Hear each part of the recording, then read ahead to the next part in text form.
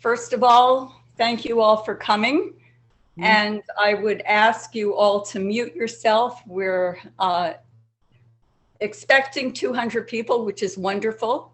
We're expecting people from throughout the United States, from Europe, from Ibero-America, and I know not where else. So, on the housekeeping, please mute yourself. Later on, we are going to have a open discussion, and at that point, we'll use the raise your hand function on Zoom. I think that I should introduce myself for those who don't know me, before we go on to aspects of the program, which I hope you all have gotten. If anybody has not gotten the program, maybe John can track that. You can put something in your in the chat, and hopefully it can get sent to you. So I'm Lenore Sanders, and I've been involved in the Schiller Institute for many years. And you might think about the fact that, having been given the name Lenore, Poe has been a very close friend of mine for a long time, as has Beethoven. I'm very happy that we're putting this together, and that there's been such an enormous response from all across the world. It just shows that there is still a desire for the United States to show itself as a republic of divine ideas. And that is certainly what Edgar Poe represented. And I hope that we will be able to give you an indication of that. My co-host today is Fred Haight, who has been extraordinarily helpful in pulling this together, in knocking heads with me on the concept.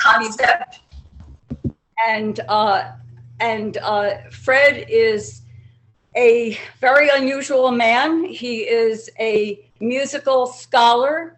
He is a classical guitarist, and he is a composer. And later on in the program, we will actually hear a composition that he just created, like poof, from one of Poe's poems. As a matter of fact, as we were throwing poems back and forth with each other, he said, oh, well, that should be this music, and that should be that music. So he probably could have created a whole opera, but we didn't have the time for that. So before I actually go through some introductions, I would like Fred to come in to give you just a brief sense of what we have done before. We had an event in January that he would like to talk to you about. Just briefly, in January, at the instigation of Emma Reuter, we held our first of these sessions on the great poet Robbie Burns, and we promised we would be back around July the 4th, and here we are. That time we celebrated one of the most beloved poets in history. This time we're celebrating one of the most maligned and misunderstood, but one of the most important. And we are going to continue to this process because we're demonstrating here what the actual culture of the Americas really was, in contrast to all this cancel culture nonsense that we're getting today, that it was nothing but slavery and genocide from the beginning. And you're going to find out a lot about Poe, but also some of the circles around him. So with that, back to you, Lenore. So if you take a look at your program, it has the order of the speakers. We have, I think, 4 major presentations, and we have a beautiful sprinkling of poetry and music throughout. We're going to open up our program with Jose Vega, who is a a young man who is completely future oriented, and he is a member of the Schiller Institute New York City Chorus. He will be speaking to you. His tape actually is from the Poe Cottage in the Bronx, where Poe lived. I think it was, if I recall correctly, the last 4 years of his life. I could be wrong on that. He moved to this country setting, which you won't necessarily see right now in the middle of the Bronx. But he moved to this country setting in order to get away from the city. His wife was suffering from consumption, as we know now, tuberculosis. And it was hoped that in a country setting, she might be able to breathe easier. Besides, they would have some peace.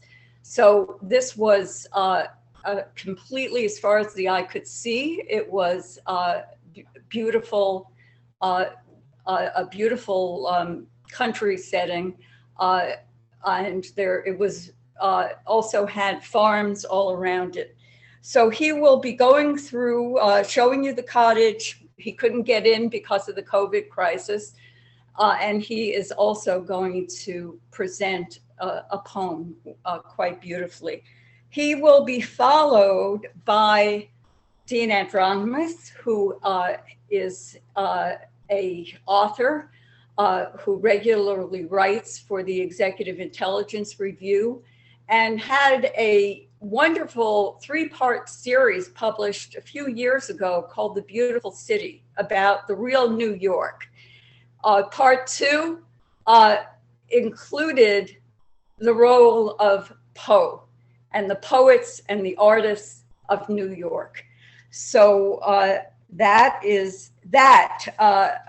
That's how we're going to start. I would like to, I think maybe John or Dave has a picture of a very dearly departed member of our organization. Do you, either of you have that you can put up? Allen Salisbury? While they're looking for that, I will just say that Allen Salisbury has, like Poe, left us far too soon. He presented to this organization with great humor the true Edgar Allan Poe. There's a picture right there. He presented us not only with the with really getting into the creative mind of Poe, and besides that, he did groundbreaking work on Poe as a unique patriot whose activities included many international adventures to protect this nation from the assault of Britain, which Poe was born in 1809.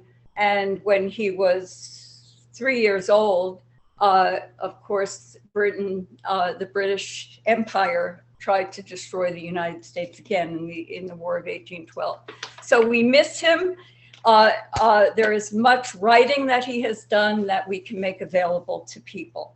And the last thing that I would say is that we would be very, very happy to have anybody who is listening to us not only spread this video around after the event is over and it will be made available, but also to help us in this endeavor in many different ways. If you want to help on videos, we could sure use it, but there are many different things that you can do.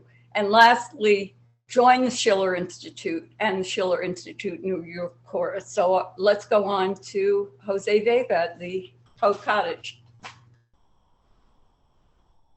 Hello, everyone. It's Jose Vega here from the Bronx, actually in the Bronx. I'm here at Poe's Cottage, which is on the corner of Grand Concourse and East Kingsbridge Road. Edgar Poe is a figure who's kind of fallen out of the Bronx's history. In a world today where the Bronx is now defined by hip hop and Cardi B, we have forgotten one of our heroes, Mr. Poe himself. Edgar Poe moved here for the second time with his wife in 1844.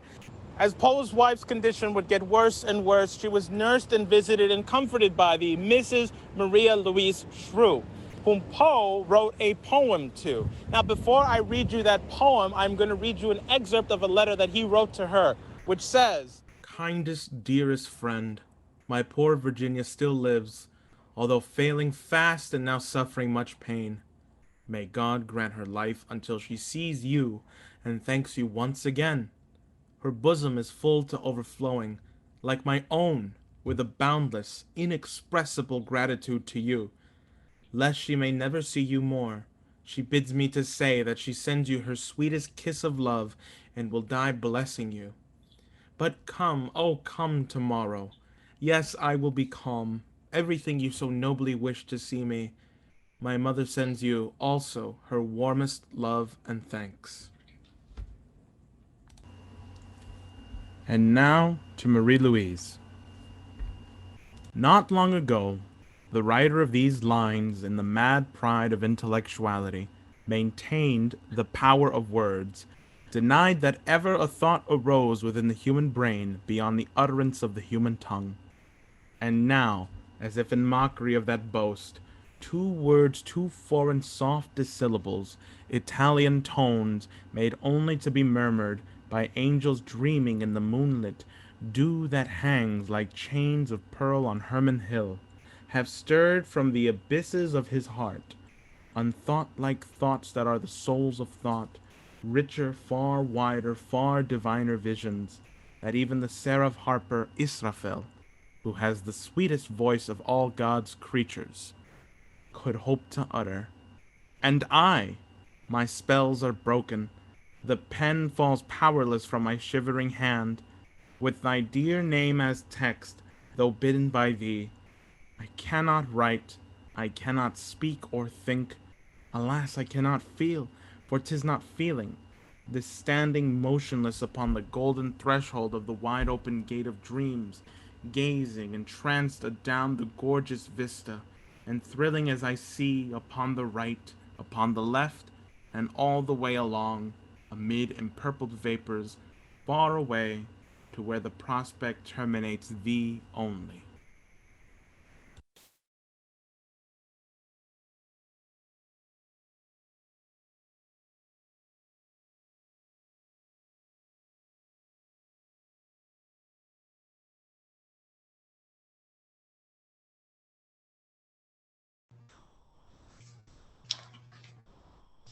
Okay, well, now we will proceed with the presentation by Dean Andromedus, one of our major researchers who has done tremendous amount of study of Poe from Europe. He was indisposed at the time we were recording this, so Rick Sanders is reading it for him, but it's entirely Dean's presentation. So we go ahead with that, please.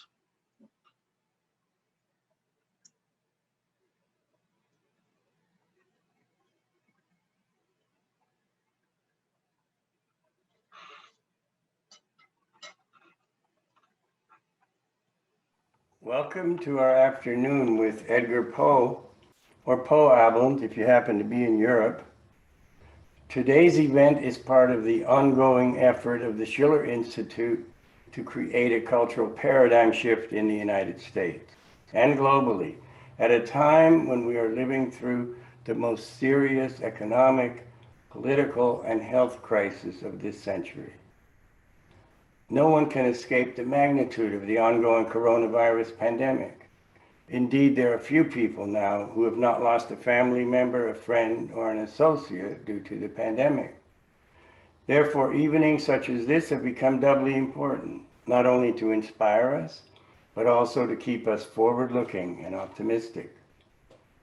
Today, we will be presenting several works of Poe, poetry, tales, and critical writings, as well as music composed by his closest friends and associates.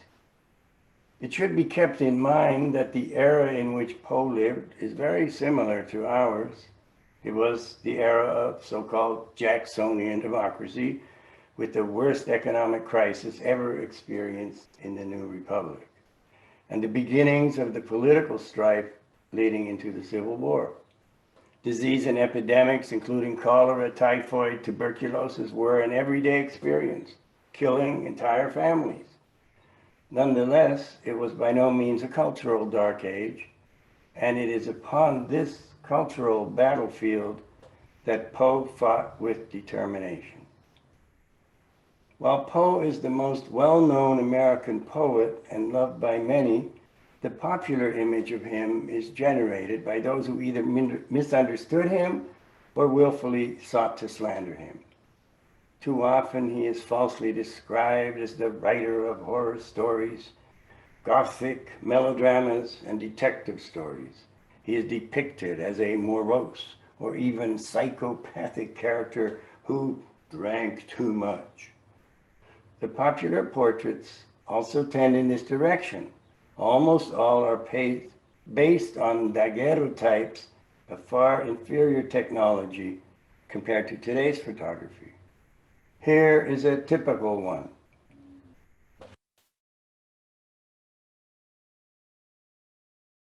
Here is one of the more extreme modern caricatures. Statues didn't fare much better. Here, the bird is emphasized rather than beauty and love.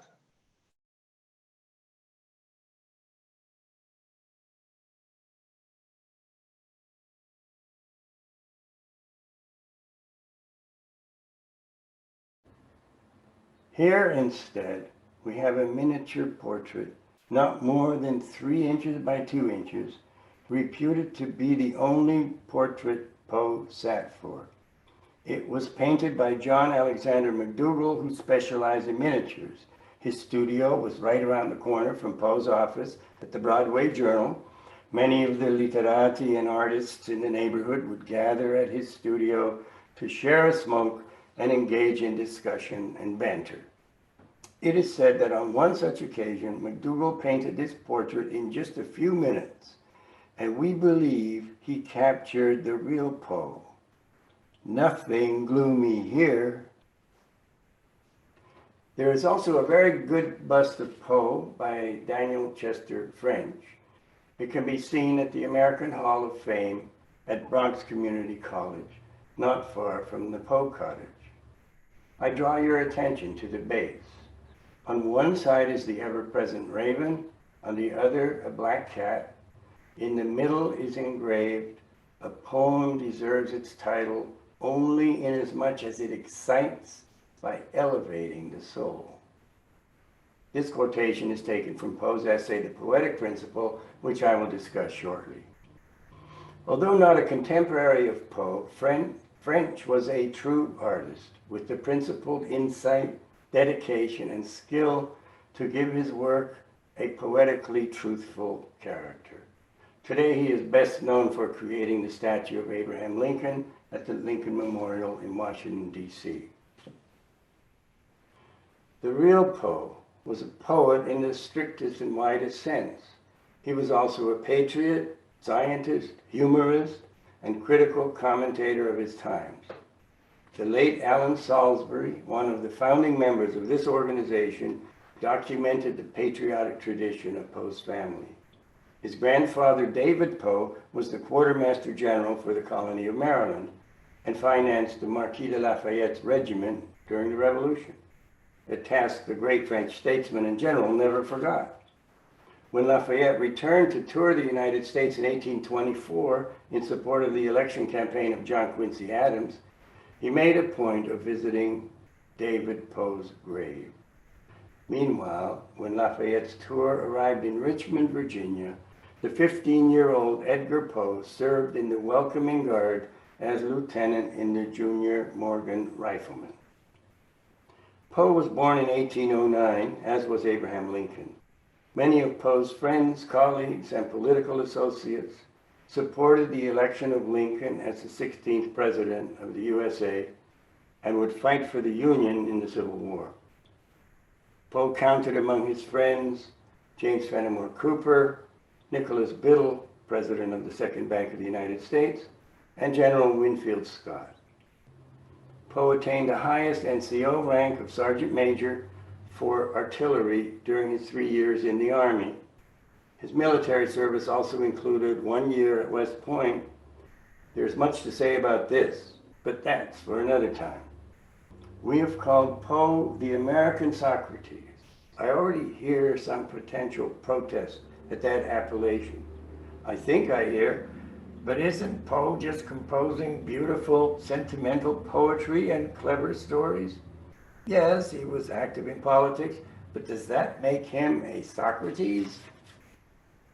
Well, let's hear what another man we have had the temerity to call an American Socrates, the late Lyndon LaRouche, what he has to say. In the August 1978 issue of the Campaigner magazine, LaRouche wrote an article entitled Poe's Conception of Poetry, in which he says, quote, Poe is profoundly learned in the secrets of poetry. Few scholars have the education to be able to recognize how profound and learned Poe is, in fact. Furthermore, Poe's explication of the principles of poetry is superior to anything available from Shelley in the matter of making that side of the matter, the art of composition, accessible to the student, end quote. LaRouche later relates Poe's poetic conception to musical composition. Quote, poetry and great musical composition is the concentrated expression in communicable forms of the most direct and intense expression of synthetic a priori mental creativity, preconscious creative activity. For example, Poe's explanation of the composition of the raven in his essay, The Philosophy of Composition, is identical in outlook with Beethoven's method of musical composition, end quote. He also discusses Poe's understanding of the, quote, self-awareness of creative preconscious processes, end quote. Poe made a point about the powerful image of the death of a beautiful woman in his Philosophy of Composition as it relates to the theme of the raven. On this question, LaRouche adds, quote, the role of the image of the loved woman in Neoplatonic art is a trick, an indispensable trick for the poet. The poet is to lead the reader to associate the emotion he associates with the most perfected love for a woman with the quality of emotion experienced in a high intensity and form in creative mental life, end quote. Making clear that this is not to be confused with romanticism, he continues, quote, the preconscious activity of knowingly creating valid new discoveries is the most intense of all emotions, an ultra-intense expression of the quality of emotion one associates with tender love between a man and a woman. The quality of emotion one wishes might be realized in love between a man and a woman. A poem must signify love in that sense. To love a problem in original scientific discovery is to deliberately effect the creative solution to that problem. The experiencing of the discovery of a communicated preconscious conception in this way is beauty. Beauty is associated with love, as we have defined it. Beauty is associated with the sadness, which expresses the mood of necessity. The subject on which this is focused is the soul of the reader, the rendering of the reader more strongly self-conscious, in a preconscious way, of preconscious creative activity, unquote. Like Poe, LaRouche abhors moralizing and didactic poetry, either in the literal or symbolic form. Quote, the morality of poetry is the elevation of the soul, the preconscious processes of mind, from the pit of Dionysian hell toward the state of reason. In the Poetic Principle, Poe writes, quote, a poem deserves its title only inasmuch as it excites by elevating the soul, end quote. I now offer you some extended quotes from Poe's lecture on the poetic principle, which was one of his last writings.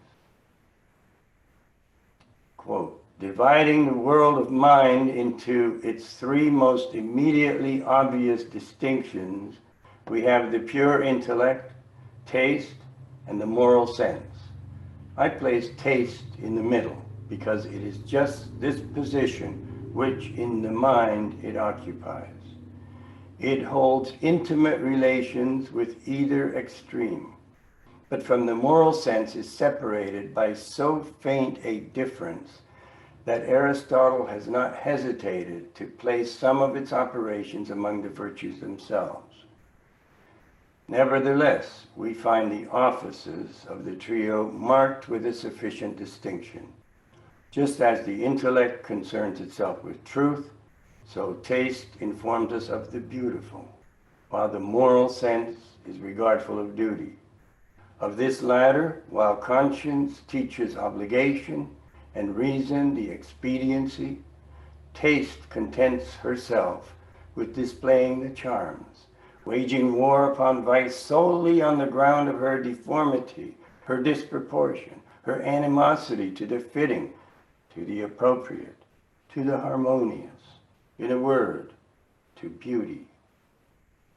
An immortal instinct deep within the spirit of man is thus plainly a sense of the beautiful.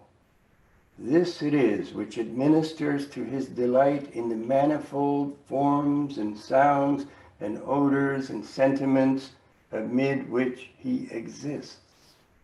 And just as the lily is repeated in the lake, or the eyes of Amaryllis in the mirror, so is the mere oral or written repetition of these forms and sounds and colors and odors and sentiments a duplicate source of delight. But this mere repetition is not poetry.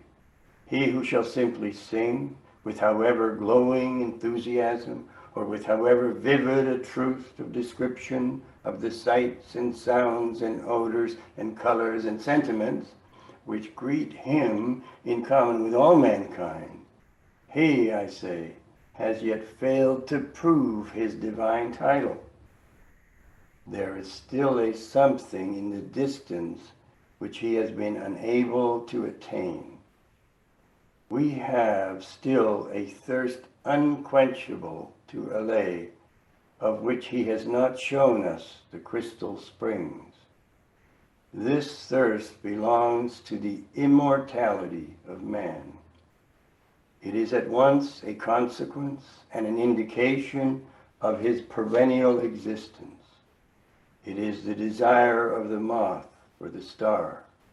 It is no mere appreciation of the beauty before us, but a wild effort to reach the beauty above.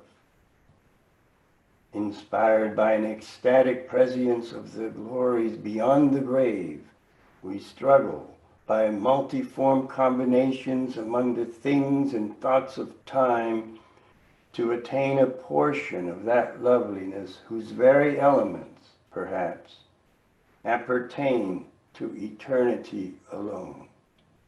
And thus, when by poetry or when by music, the most entrancing of the poetic moods, we find ourselves melted into tears, we weep then, not as the Abate Gravina supposes, through excess of pleasure, but through a certain petulant, impatient sorrow at our inability to grasp now, wholly, here on earth, at once and forever, those divine and rapturous joys of which through the poem or through the music we attain to but brief and indeterminate glimpses.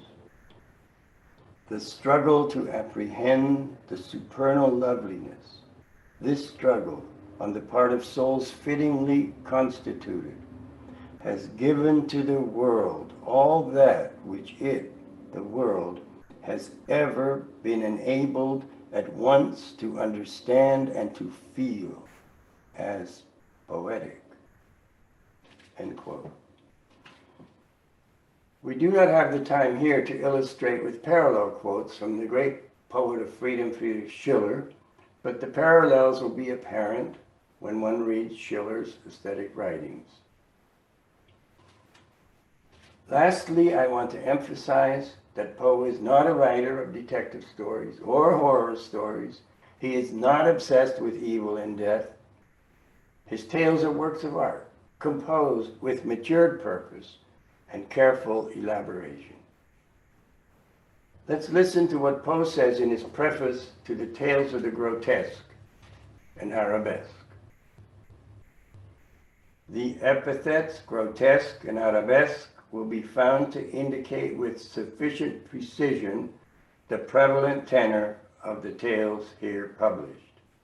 I have written 25 short stories whose general character may be so briefly defined. I may have written with an eye to this publication in volume form, and may therefore have desired to preserve, as far as a certain point, a certain unity of design. This is indeed the fact. I speak of these things here because I am led to think it is this prevalence of the arabesque in my serious tales which has induced one or two critics to tax me, in all friendliness, with what they have been pleased to term Germanism and gloom. The charges in bad taste, and the grounds of the accusation have not been sufficiently considered. Let us admit for the moment that the fantasy pieces now given are Germanic or whatnot. Then Germanism is the vein for the time being. Tomorrow I may be anything but German, as yesterday I was everything else. These many pieces are yet one book. If in many of my productions terror has been the thesis, I maintain that terror is not German, but of the soul, that I have deduced this terror only from its legitimate sources and urged it only to its legitimate results. End quote. I end my presentation with this final quote from Poe's poetic principle. Quote, "The poetic sentiment, of course, may develop itself in various modes, in painting, in sculpture, in architecture, in the dance, very especially in music." End quote. This will be taken up by others during today's program. Thank you very much for your attention.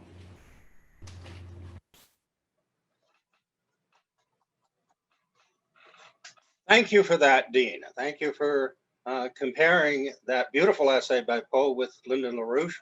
And for those of us who have read Schiller, I think you'll find him on the same wavelength to a large degree. Very important.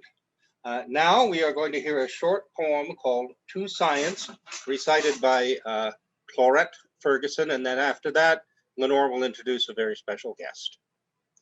I'd like to add for a second, if Clarette is on, she can say something, but in conversation, Clarette had emphasized to me that this was a very early poem and that Poe was playing with irony. So Clarette.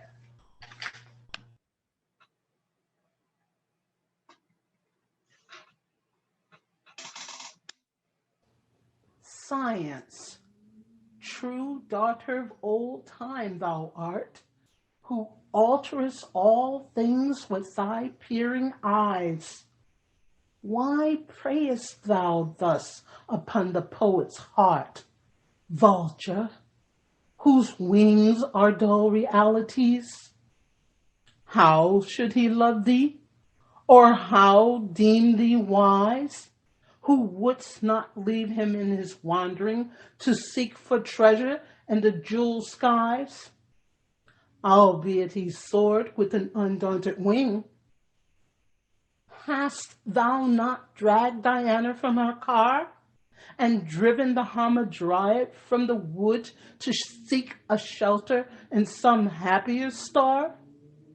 Hast thou not torn the Naiad from her flood, the elfin from the green grass, and for me the summer dream beneath the tamarind tree? Thank you, Clarette. We have a surprise and very, very welcomed a presentation by Jacques Cheminade, who is, in my opinion, the man who ought to have been and still should be the president of France. He is going to make a short presentation on Poe and Paris. Jacques? So, I'm very honored to have been invited to establish the fact that Poe is a citizen,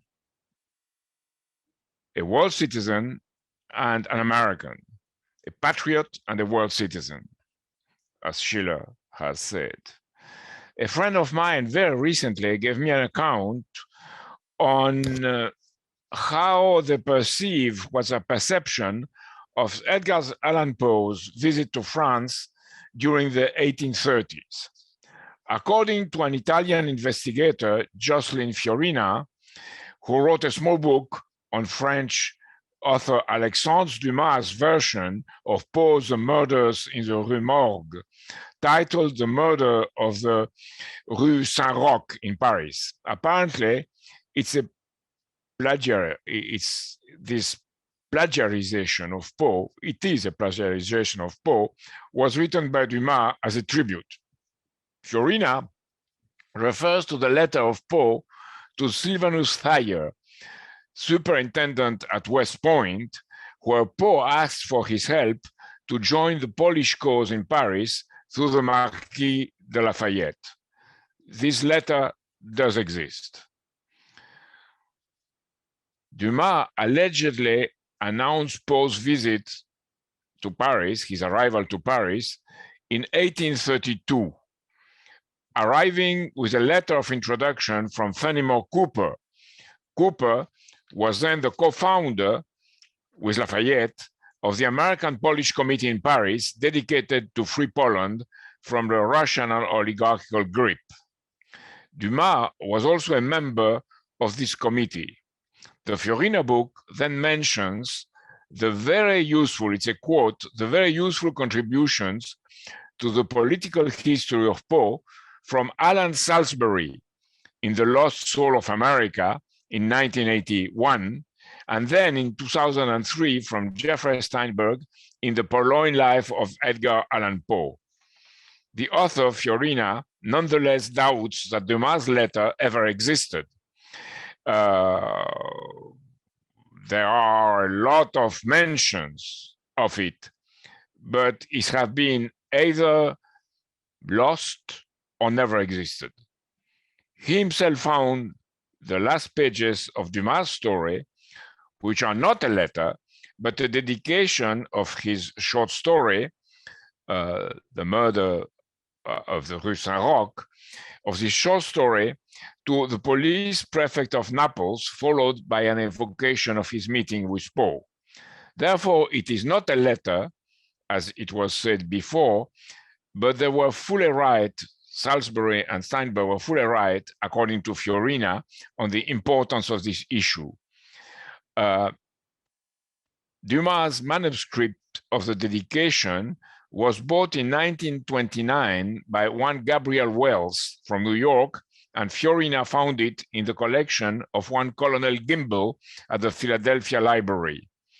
The confusion between the actual manuscript, apparently proving Poe's trip to Paris, and a supposed letter was due to a reader's correspondence to the Saturday Review of Literature by historian George A. Taylor from February 8, 1930, where he said the following: on your December 29th issue of 1929, you mentioned the recent discovery of a Dumas manuscript. In part of this letter, and he says letter and he's wrong, Dumas describes the condition that Poe presented to Dumas when Dumas proposed to him, to Poe, to share his house. Hence the confusion between the manuscript and the letter, and now we have the actual proof through the manuscript that Poe was in Paris associated with Republican circles in Europe. Or either, for some reason, Dumas lied, but I don't think so.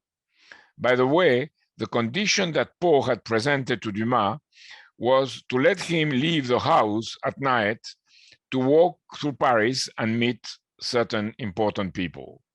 Poe could have been at the funeral of the Republican mathematician Évariste Galois on June 2, 1832, and he allegedly met all the Republican circles in Paris from all Europe as a revolutionary that he was. Dumas had to leave France in exile on July 1832 after the failed insurrection at the funerals of General Lamarck. So it is very interesting to imagine that Poe was in Paris between June and July 1832, conspiring for the freedom of the two worlds. Sometimes fiction, if it is fiction or not, is more revealing than reality, and it fosters friendship among our two nations and between what Edgar Allan Poe accomplished and the developments of the American Revolution in the whole world.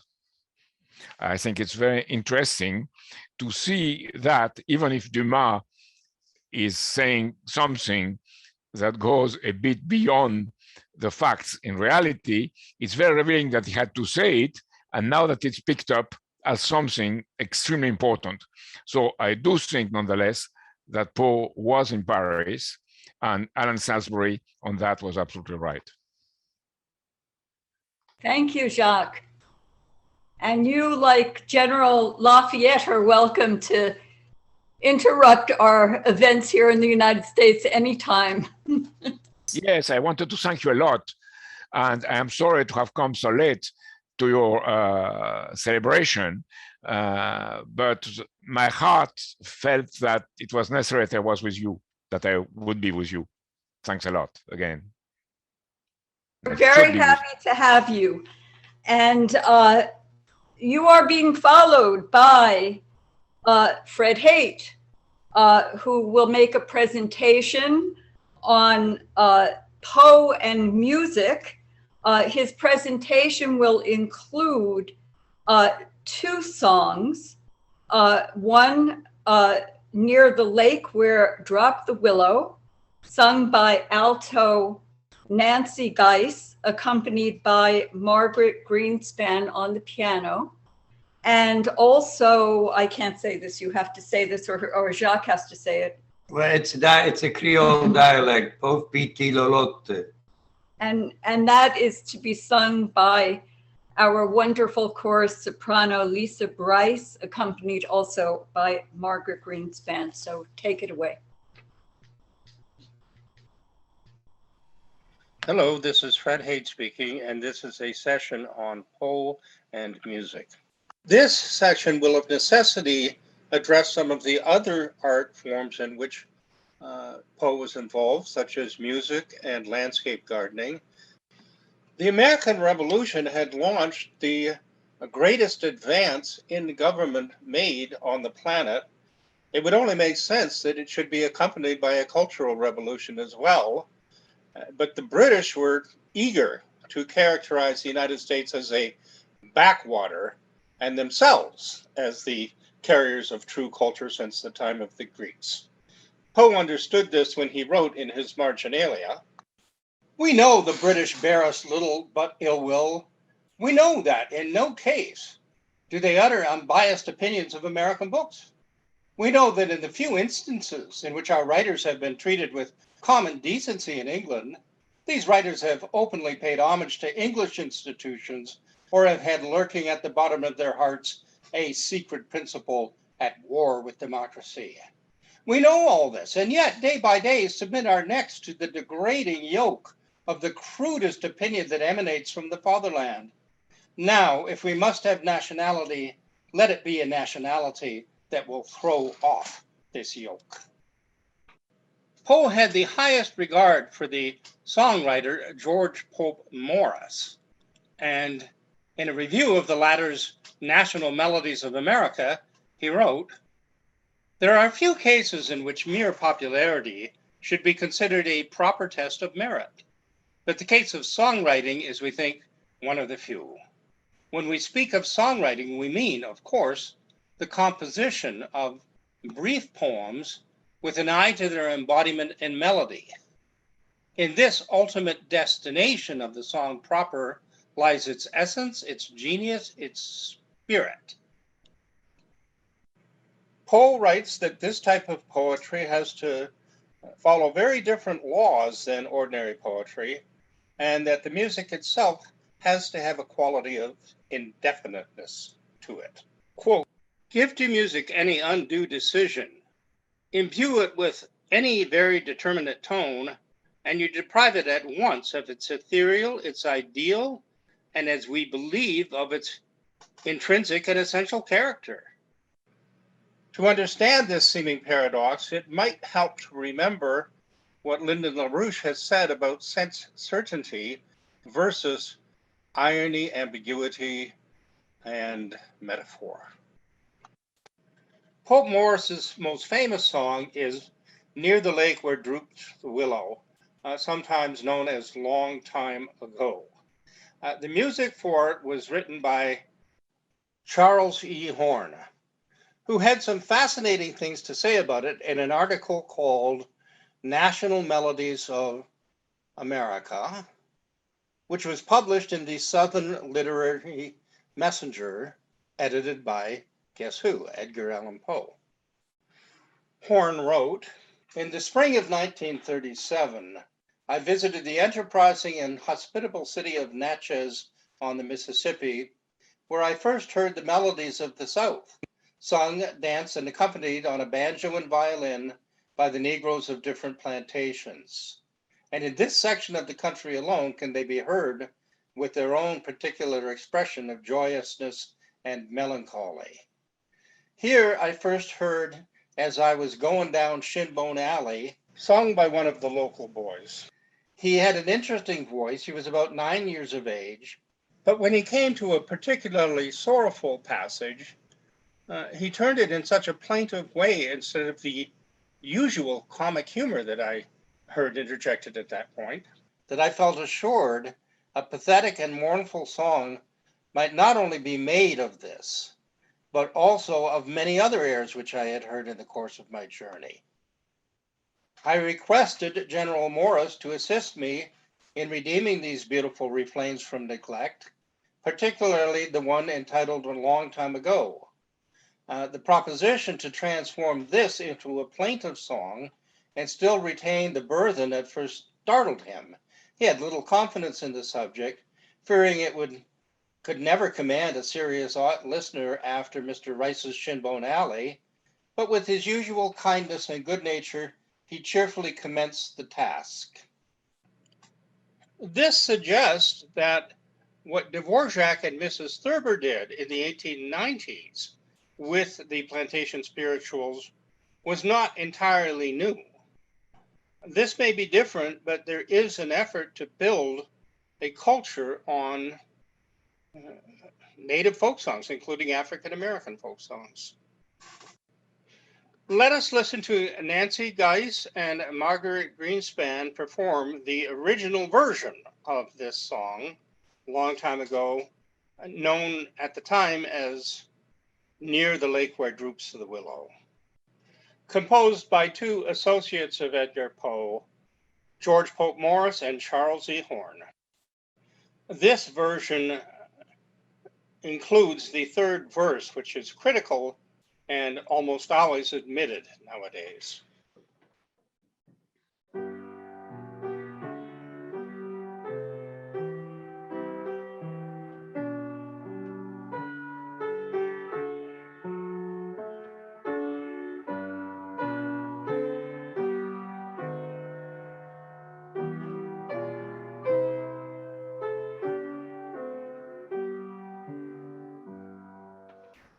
Near the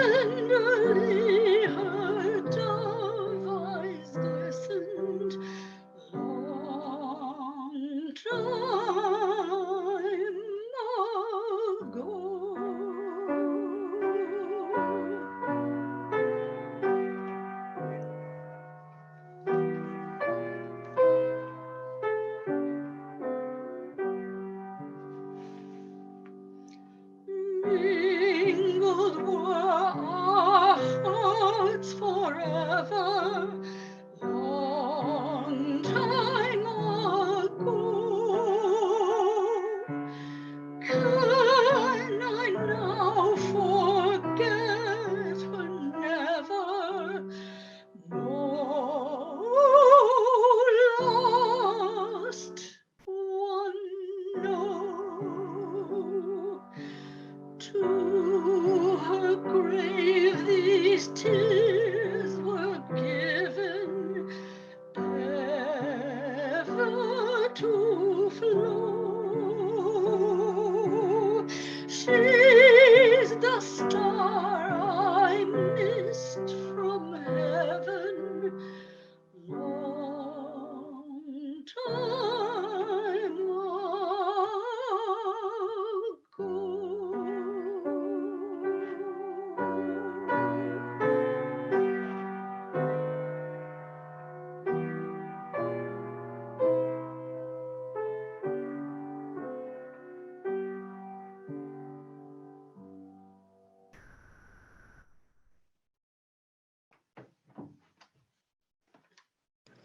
This song was arranged especially for William Warfield in the 20th century by Aaron Copland, and Warfield found such a resonance with the Schiller Institute, our institute, that he became a leader of it.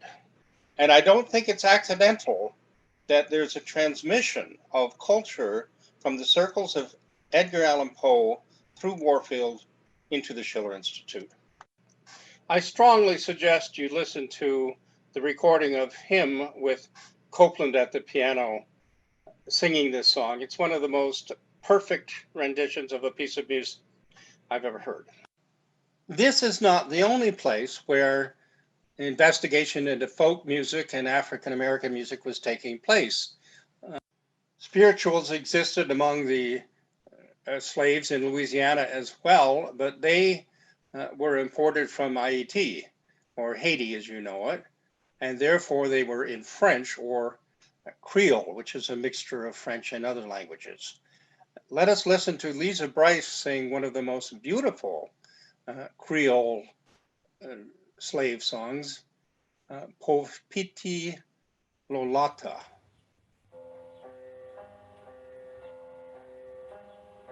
Pauvre petite Lolata, pauvre petite Lolata, Lingagin bo bo bo bo, Lingagin doule.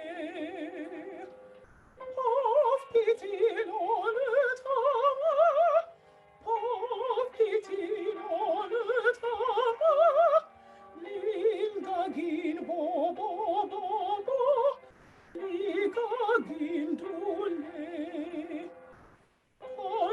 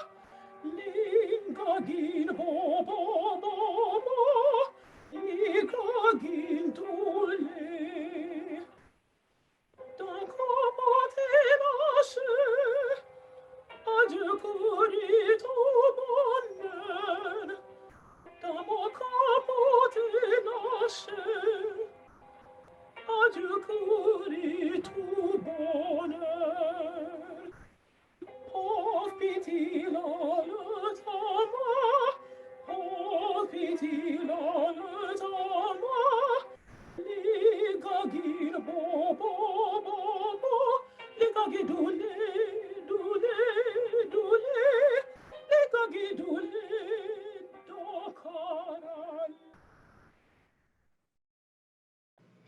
The song is often sung as a lullaby. There is a story that the song speaks of slaves who ran away into the bayou and died there, but their souls were transformed into the mighty giant oaks that oversee the region. I cannot affirm the authenticity of that story, but if the story is true, then it's a beautiful poetic sentiment, even if just a story. What does this have to do with Poe? We shall soon find out. New York City became the artistic capital of the United States. Writer James Fenimore Cooper formed his informal bread and cheese club, perhaps modeled on Benjamin Franklin's Philosophical Association earlier. Members included historian and diplomat Washington Irving, inventor of the telegraph Samuel Morse, and founder of the Hudson School of Painting Thomas Cole. Poe was considerably younger than all of these people, but later did associate with the literati in New York who came out of that tradition and often recited his poetry in front of them. Poe frequently engaged in discussion about ideas with this set of literati and read his own poetry to them. One of the greatest inspirations for American patriots at that time was Alexander von Humboldt, who had toured the Americas, not just North America, South America, and thus was an advocate of exploring the New World and everything it represented. Poe admired von Humboldt and in fact dedicated his major work, Eureka, towards him. Painters of the Hudson School, such as Frederick Edwin Church, were so enamored of Humboldt that Church, when he went to Ecuador to paint what Humboldt called the physiognomy of the Andes, stayed in the very same cottage where Humboldt himself had resided when down there studying the place. Poe shared the Hudson School's worship of nature, but also worship of man's intervention into nature as something beautiful and natural. He wrote in an article called The Landscape Garden, but the creation of the landscape garden offered to the true muse the most magnificent of opportunities. Here was indeed the fairest field for the display of invention or imagination in the endless combining of forms of novel beauty, the elements which should enter into combination being at most times, and by a vast superiority, the most glorious which the earth could afford. The Hudson School were not into nature worship as we would know today. They sought to scientifically study the physiognomy of the Andes, but at the same time welcomed and promoted the development of canals and other man-made innovations that would carry humanity forward. Like Poe, they saw man's intervention into nature as being as beautiful as nature itself. Poe is reported to have had in-depth discussions with Frederick Edwin Church. Our view is that it would be strange if he had not. Meanwhile, Louis Moreau Gottschalk, who was born in Louisiana, based his music on the popular music he had heard growing up, including Cuban dances, Creole songs, and the same fiddle, banjo, and drums that Charles E. Horn had heard in Natchez, Mississippi. So the idea of composing beautiful music based on folk songs, including African-American folk songs, did not begin with Dvorak and Mrs. Thurber. It was going on at this time, though nowhere near as powerful. But for Americans, it seemed natural to set American music. Not surprisingly, Gottschalk composed variations on the song which his mother had sang to him as a baby, which you heard Lisa Bright sing before, Povpiti Lolata. But he called the entire set La Savannah, based on the savannah in Africa. His mother was a Creole from Haiti. When Gottschalk visited Albany in the 1850s, it was only natural that he should gravitate towards the artists of the Hudson School. Both of them had the same thing in mind, using great art to uplift popular culture to a higher level. Gottschalk helped composer George Warren compose The Andes, a musical depiction of Frederick Edwin Church's painting, not a very successful composition, I think, and became close friends with the sculptor Erastus Dow Palmer and Frederick Edwin Church himself. And the bond was close enough that Gottschalk composed a mazurka poétique dedicated to Church, and Church gave Gottschalk a small painting of a landscape. Gottschalk's compositions are not always the best. He can be a bit of a showman at times, but at times he's very good. Though from the Deep South, he was an ardent patriot and supporter of Lincoln, wrote pieces called The Union and a grand caprice on the battle cry of freedom. He spent the latter part of his life living in South America, especially Brazil. In conclusion, I wish to bring together some of the paintings, the sculpture, and the music, so you will appreciate what was going on in the United States at the time. Beautiful painting, beautiful sculpture, beautiful music, and of course, great literature led by Edgar Poe. Please notice that the paintings and sculptures include wild nature, but also man-made intervention into nature, such as the Parthenon and a bust of Stillman Witt, the American railroad builder.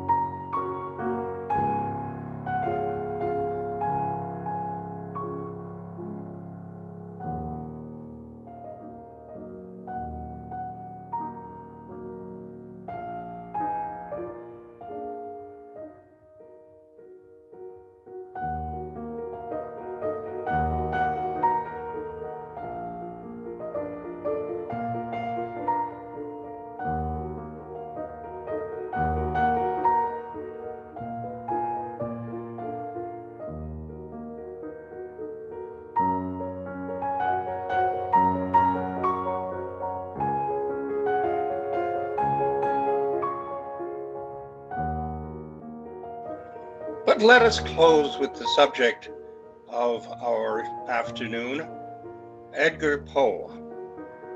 Poe, like the painters and sculptors of the Hudson School, loved nature but also loved man's intervention into nature, which he also saw as beautiful and as natural.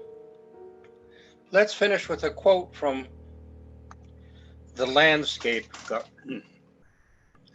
No definition had spoken of the landscape gardener as of the poet. Yet my friend could not fail to perceive that the creation of the landscape garden offered to the true muse the most magnificent of opportunities. Here was indeed the fairest field for the display of invention or imagination in the endless combining of forms of novel beauty. The elements which should enter into combination being at all times, and by a vast superiority, the most glorious which the earth could afford.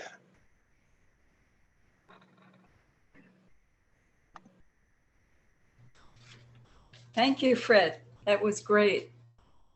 We are now going to hear a recitation by Nareda Cordero Thompson of a hymn. It's placed very importantly in the program before hearing about Poe and the Transcendentalists. Please go ahead, Nareda.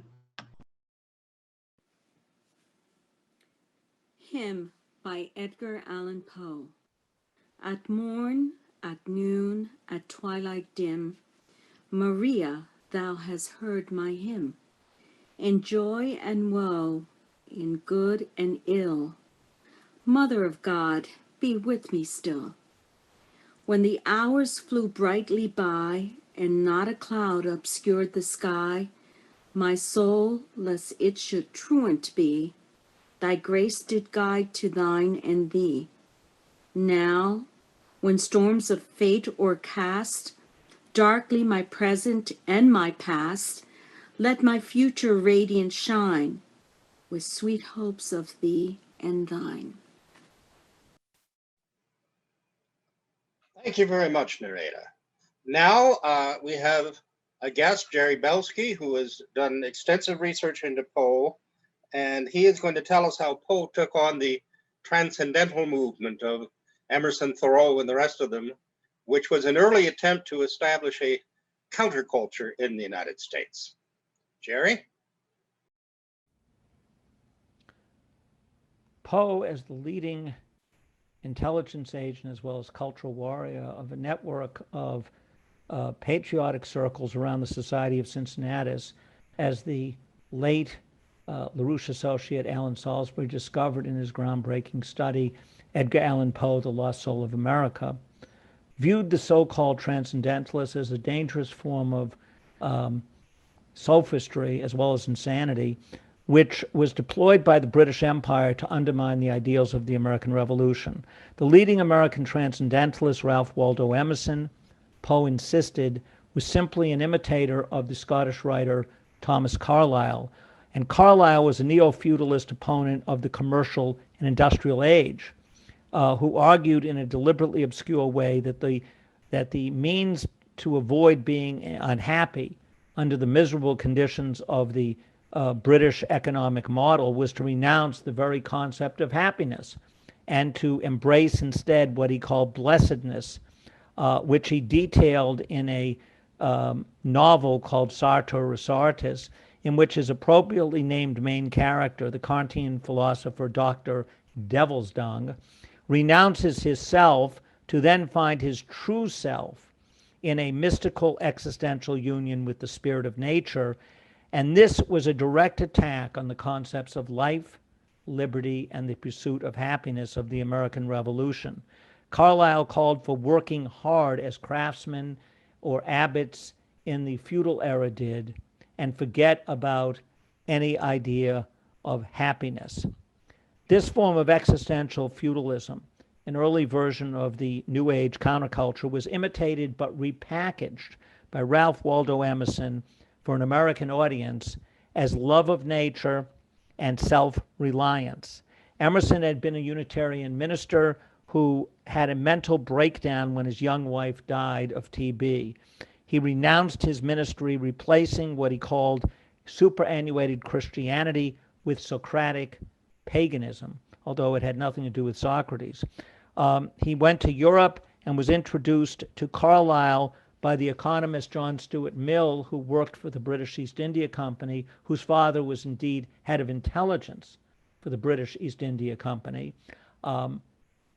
And Emerson pledged to be Carlyle's lieutenant for the rest of his life, promoting this philosophy. Poe said of Emerson in January 1842 in a magazine article, Mr. Ralph Waldo Emerson belongs to a class of gentlemen with whom we have no patience whatever, the mystics for mysticism's sake. Quintilian mentions a pedant who taught obscurity, and once said to a pupil, "This is excellent, for I do not understand it myself." How the good man would have chuckled over Mr. E. The best answer to his twaddle is cui bono, who benefits? If not to Mr. Emerson individually, then surely to no man living. An example of this mystical twaddle is in the beginning of Emerson's book Nature in 1836, where he introduces his mystical view as an occult relation between man and the vegetable, and further states, standing on the bare ground, my head bathed in the blithe air and uplifted into infinite space, all mean egotism vanishes. I become a transparent eyeball. I am nothing. I see all the currents of the universe being circulated through me. I am part or particle of God. For Emerson, man cannot change history, cannot contemplate the past, nor create the future. He cannot even test the authenticity of his own senses, whether what he sees is an actually real object or a figment of his imagination. He doesn't care. He is condemned to live in the eternal present, the everlasting now. And he wrote, "For the soul is true to itself, and the man in whom it is shed abroad cannot wander from the present, which is infinite, to a future, which would be finite." He renounced the general welfare and the role of the state in changing economic conditions, always subordinate to a self-reliant worship of the individual will. As for poetry, he insisted that the poet was the prophet of the age, a namer of things, a creator of symbols and analogies and emblems, but not the conscious creator of novel effects, using rhyme, meter, rhythm in new ways to consciously elevate men's souls through beauty, as Poe insisted he was doing in writing The Raven in the philosophy of composition. Poe had said it was very foolish of Emerson to imitate Carlyle, but insisted that Emerson was definitely not a fool. So the question is, what was he? And I think the answer is in Poe's story Ligeia, written in 1838, 2 years after Nature. There Poe unfolds the terror of the soul, which he says, to quote his preface, he deduced only from its legitimate sources and urged it only to its legitimate results. Here in the story is a mystical transcendentalist modeled on Emerson, who is guided in his metaphysical studies by a beautiful Ligeia, whose knowledge was such as I had never known in woman, whose acquisitions were gigantic, and he and Ligeia trod down a path onward to the goal of a wisdom too divinely precious not to be forbidden, secret knowledge. The name Ligeia, by the way, means in Greek clear sound, and was the name of a siren in Greek mythology who lured men to their death by shipwreck. An insightful writer on the eapoe.org site of the Edgar Allan Poe Society, a Jerry A. Herndon, has written an article on Ligeia, pointing out that Poe satirizes Emerson's transcendentalists in Ligeia by comparing quotes from Emerson's Nature with statements by the insane narrator that Poe puts in his mouth. Ligeia, who is dying, constantly quotes a supposed statement of one Joseph Glanville, a Cambridge Platonist, but really made up by Poe to mock Emerson's so-called self-reliant will. And this is the refrain. And the will therein lieth, which dieth not. Who knoweth the mysteries of the will with its vigor? For God is but a great will pervading all things by nature of its intentness. Man doth not yield himself entirely to the angels, nor unto death utterly, save only through the weakness of his feeble will. As Herndon compares a quote of Emerson on the will, he is showing what Poe is really mocking. The exercise of the will, said Emerson, or the lesson of power, is taught in every event. He, that is man, is learning the secret that he can reduce under his will not only particular events, but great classes, nay, the whole series of events, and so conform all facts to his character. With every thought does his kingdom stretch over things until the world becomes, at last, only a realized will, the double of man.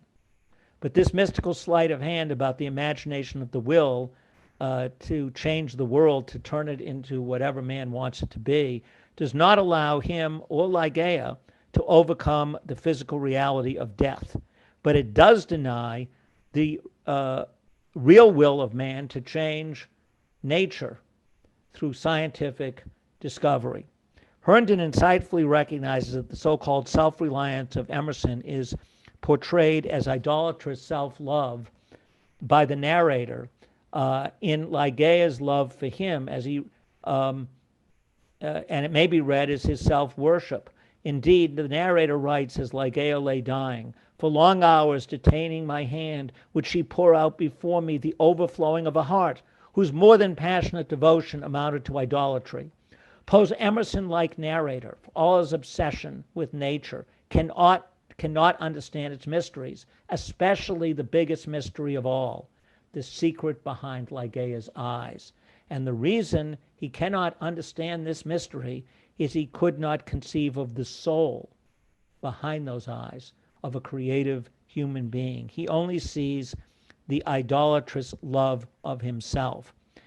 And he cannot bring Ligeia back to life despite the opium-induced terror that you can read about in the story at the end.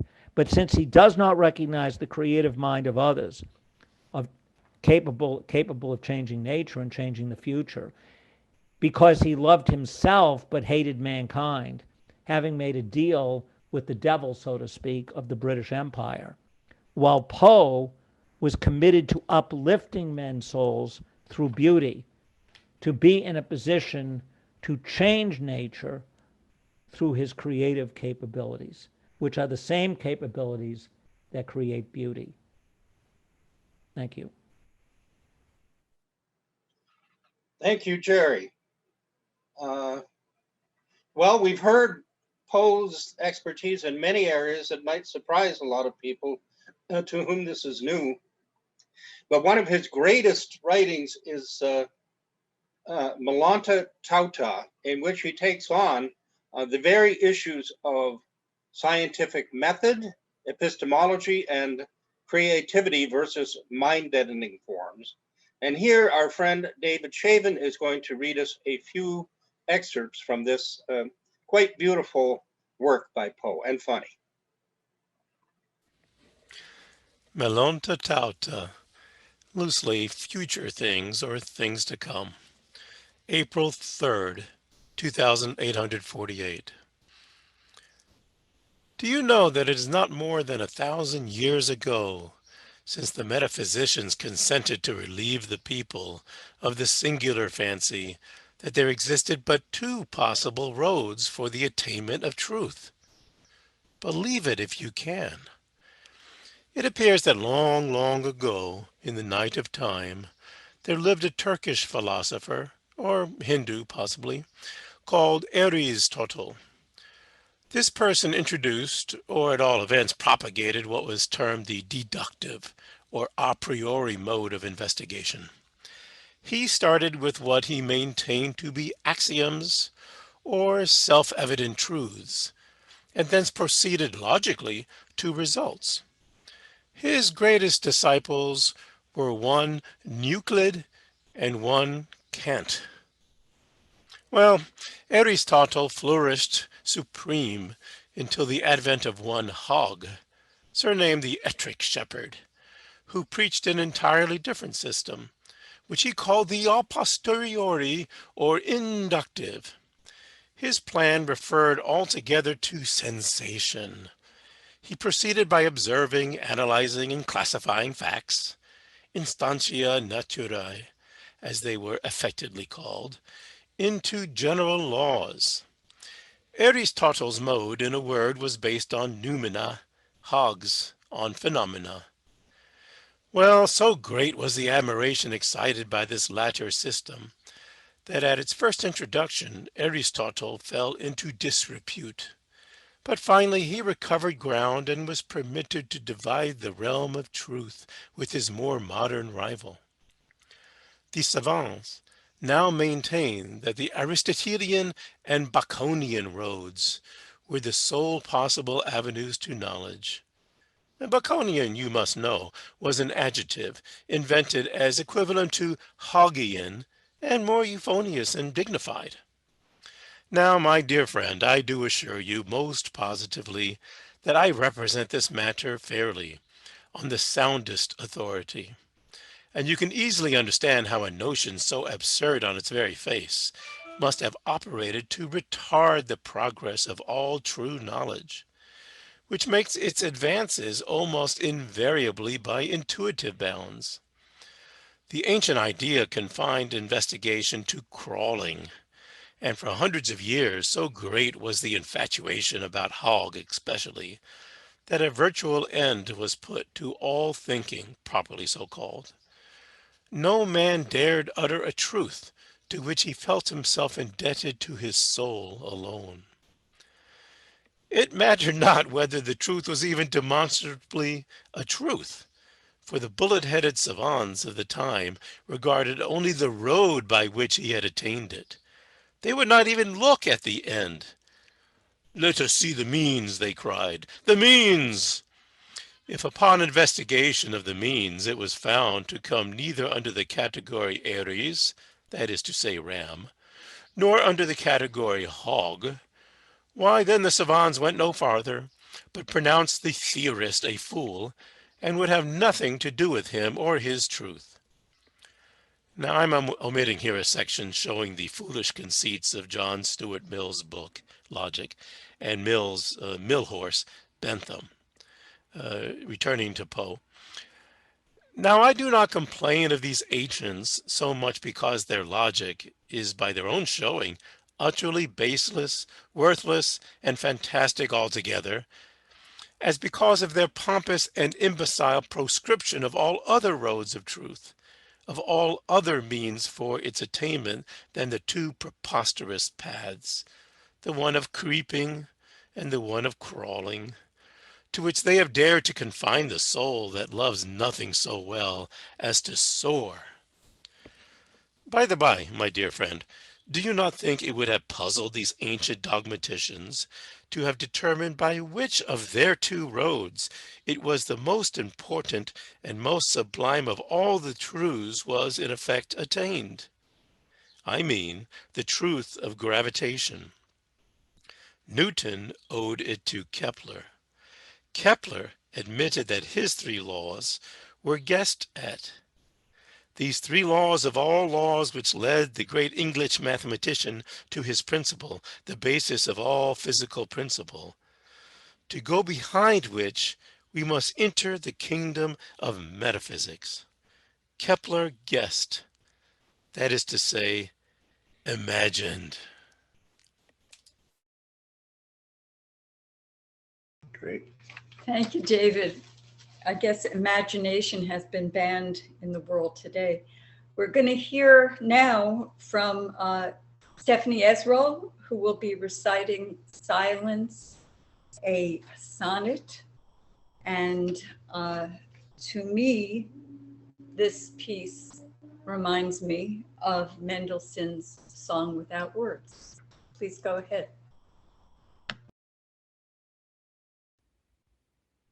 Silence, a sonnet. There are some qualities, some incorporate things that have a double life, which thus is made a type of that twin entity which springs from matter and light, evinced in solid and shade. There is a twofold silence, sea and shore, body and soul. One dwells in lonely places, newly with grass o'ergrown, some solemn graces, some human memories, and tearful lore render him terrorless. His name's no more. He is the corporate silence, dread him not. No power hath he of evil in himself, but should some urgent fate, untimely lot, bring thee to meet his shadow, nameless elf that haunteth the lone regions where hath trod no foot of man, commend thyself to God.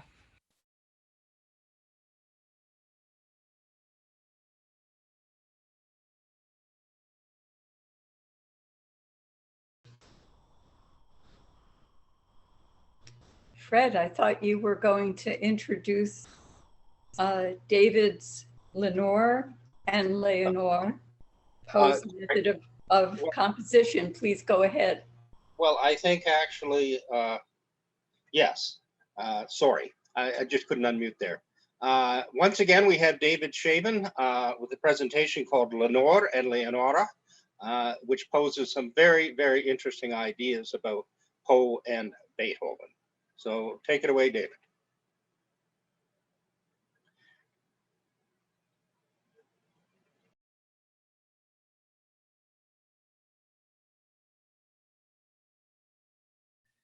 Poe's 1846 philosophy of composition took the opportunity to shock Americans who had embraced his widely read 1845 poem, The Raven.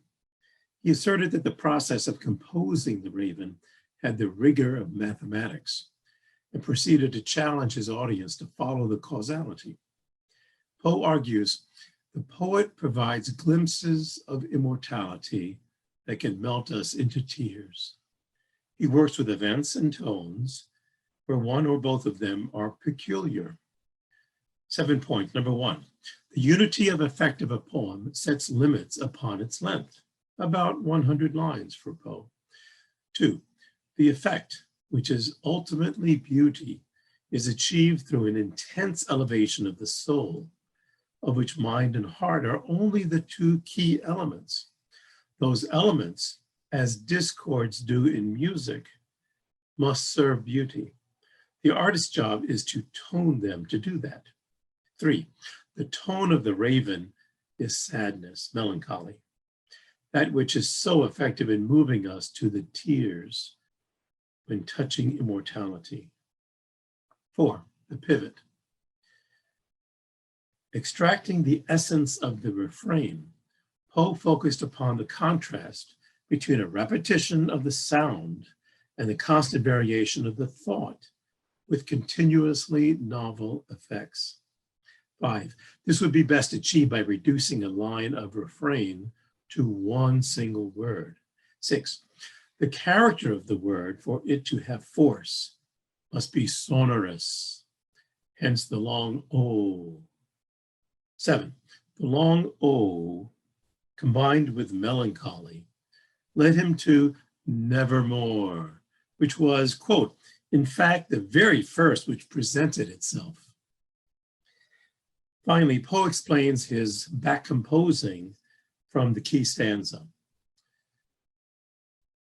And the key stanza for him, I'll recite it.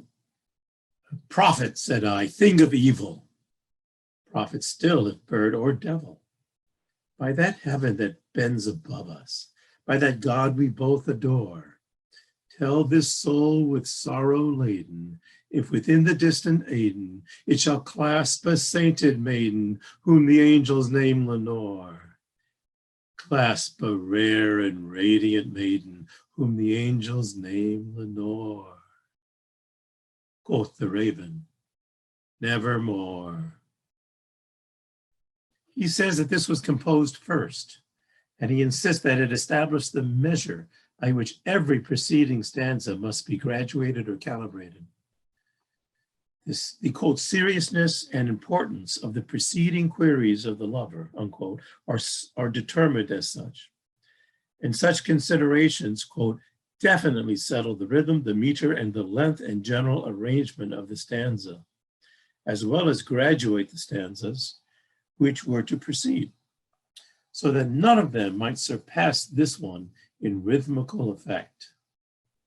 Continues, had I been able in the subsequent composition to construct more vigorous stanzas, I should without scruple have purposely enfeebled them so as not to interfere with the climacteric effect, unquote. There's a lot here, but for now I only mention 2 points. Number one, of all the possibilities, why was nevermore, as Poe put it, in fact the very first which presented itself?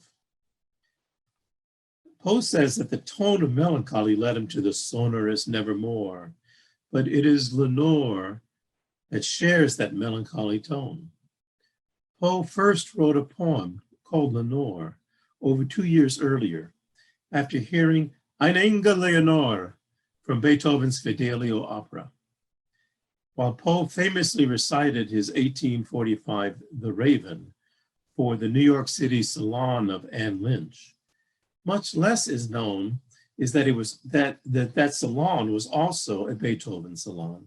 In particular, the members attended and discussed the New York Philharmonic's December 1842 premiere of an aria from Beethoven's Fidelio opera, a performance of Florestan's aria. This is the one that ends with the gloriously ringing Ein Engel Leonoren.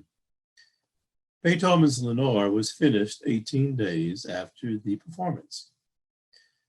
I'll just note parenthetically that the Salon members also heard Beethoven's Fifth Symphony that same evening, with its uniquely poetic capture of the shape of a thought, of a gestalt, which would have augmented the Salon's discussion of Ein Engel Leonoren.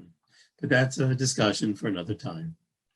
A key member of the Salon, Margaret Fuller, well known to Poe, was the prime Beethoven scholar in the United States.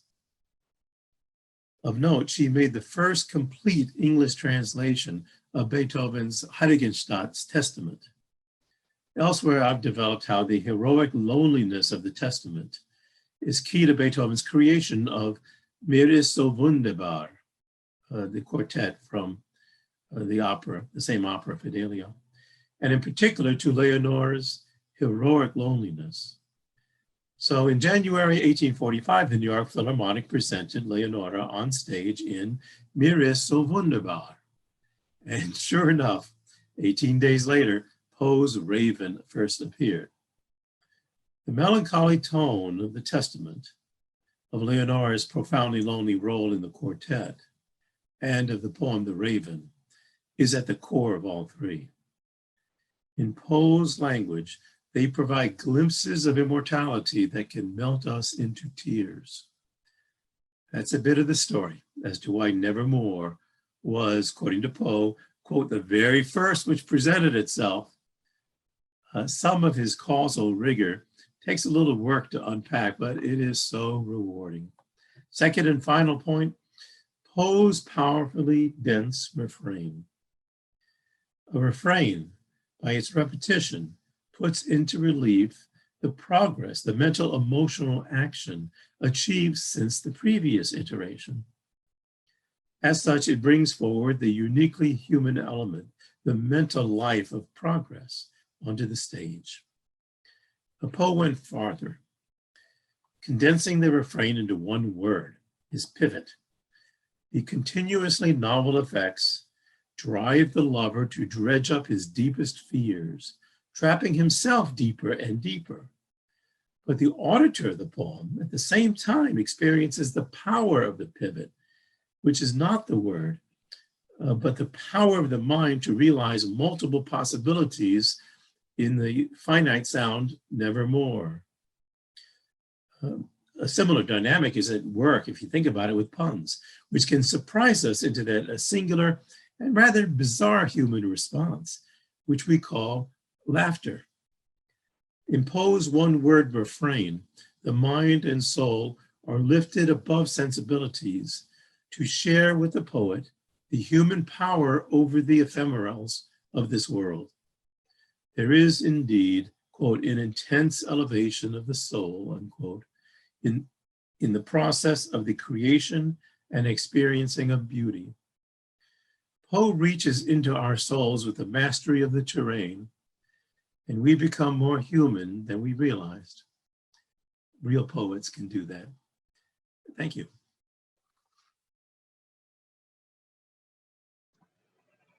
Thank you very much, David. Now we're going to move on with some more unknown music discovered by Dean Andromedus, coming out of the same circles of Poe's friends. This piece is called Woodman, Spare That Tree. And there's only one recording of it in existence. It's hard to find the music. The poem was written by the same George Pope Morse, who wrote a long time ago. The musical composer was not Charles E. Horn, but Henry Russell, a man who had studied composition with three of the great opera composers, Bellini, Donizetti, and Rossini. That's quite a list of teachers. Environmentalists like it because they think it's the first environmentalist song, but it's not. He's asking the woodman not to chop down this tree because of all the memories that it has had for the family for generations. So now we present Emma Reuter playing a song that you've never heard before, but coming out of these same circles of Poe, Woodman, Spare That Tree.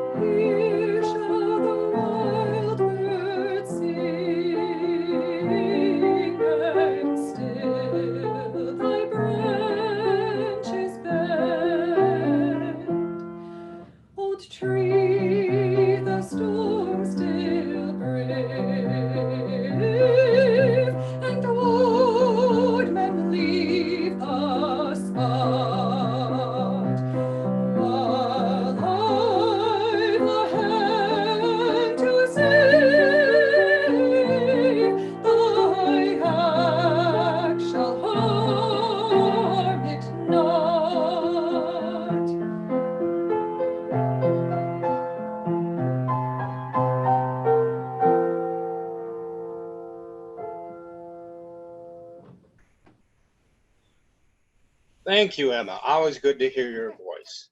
I accidentally skipped over one of our guests earlier. Derek Pollard is a very special guest. He's a professional poet who has written many articles on poetry. He was here earlier. I hope he's still with us. But Derek was just thrilled to hear that someone is defending Edgar Allan Poe as the genius that he actually is. And so now we're going to hear, we've heard the sonnet to science before, sung by Clarette Ferguson, and now we are going to hear Derek Pollard recite a very different rendition of it, which is always good.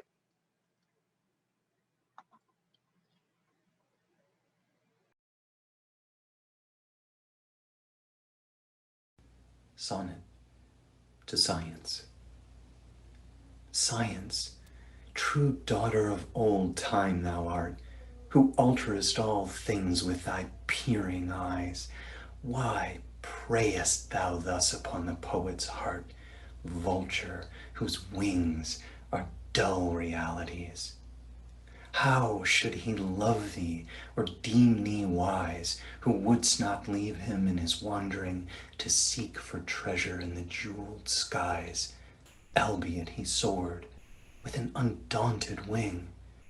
Hast thou not dragged Diana from her car and driven the Hamadryad from the wood to seek a shelter in some happier star? Hast thou not torn the Naiad from her flood, the elfin from the green grass, and from me, the summer dream beneath the tamarind tree? Thank you, David. Very good. Now we have a special treat. These days, people are not used to just listening to the spoken voice. They want a video with everything. And when people say Poe is a great writer, you have to hear it, how it actually sounds. And we have very few people who can actually read these stories adequately, but we're fortunate to have with us today Michael Lepig, who is going to read a rendition of The Mask of the Red Death that will keep you riveted in your seats for the entire thing. The only thing I'm going to say about the story itself is that with today's epidemic of COVID, think about the people who believe that they can save the rich nations and let the third world starve to death, and where they're going to end up. So with that, let us hear Michael Lepig reciting The Mask of the Red Death.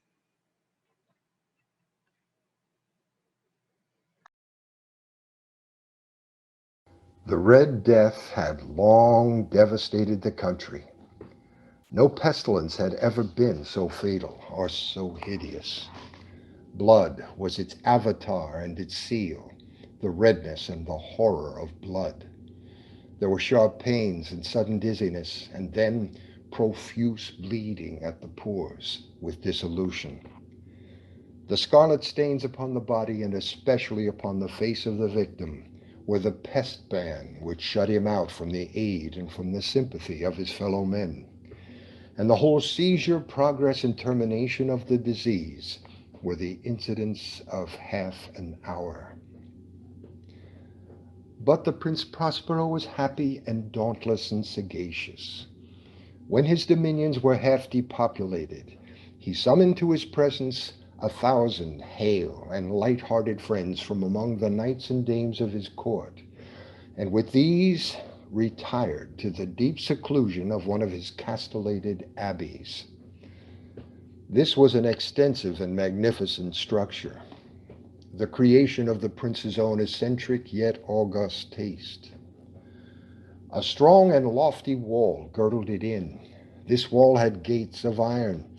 The courtiers, having entered, brought furnaces and massy hammers and welded the bolts. They resolved to leave means neither of ingress nor egress to the sudden impulses of despair or of frenzy from within. The abbey was amply provisioned. With such precautions, the courtiers might bid defiance to contagion. The external world could take care of itself. In the meantime, it was folly to grieve or to think. The prince had provided all the appliances of pleasure. There were buffoons, there were improvisatori, there were ballet dancers, there were musicians, there was beauty, there was wine. All these insecurity were within. Without was the Red Death. It was toward the close of the 5th or 6th month of his seclusion, and while the pestilence raged most furiously abroad, that the Prince Prospero entertained his 1,000 friends at a masked ball of the most unusual magnificence. It was a voluptuous scene, that masquerade. But first let me tell of the rooms in which it was held. These were 7, an imperial suite. In many palaces, however, such suites form a long and straight vista, while the folding doors slide back nearly to the walls on either hand, so that the view of the whole extent is scarcely impeded. Here the case was very different, as might have been expected from the Duke's love of the bazaar. The apartments were so irregularly disposed that the vision embraced but little more than one at a time. There was a sharp turn at every 20 or 30 yards, and at each turn a novel effect. To the right and left, in the middle of each wall, a tall and narrow Gothic window looked out upon a closed corridor, which pursued the windings of the suite. These windows were of stained glass, whose color varied in accordance with the prevailing hue of the decorations of the chamber into which it opened. That at the eastern extremity was hung, for example, in blue, and vividly blue were its windows. The second chamber was purple in its ornaments and tapestries, and here the panes were purple. The third was green throughout, and so were the casements. The fourth was furnished and lighted with orange, the fifth with white, the sixth with violet. The 7th apartment was closely shrouded in black velvet tapestries that hung all over the ceiling and down the walls, falling in heavy folds upon a carpet of the same material and hue. But in this chamber only, the color of the windows failed to correspond with the decorations. The panes here were scarlet, a deep blood color. Now, in no one of the 7 apartments was there any lamp or candelabrum amid the profusion of golden ornaments that lay scattered to and fro or depended from the roof. There was no light of any kind emanating from lamp or candle within the suite of chambers.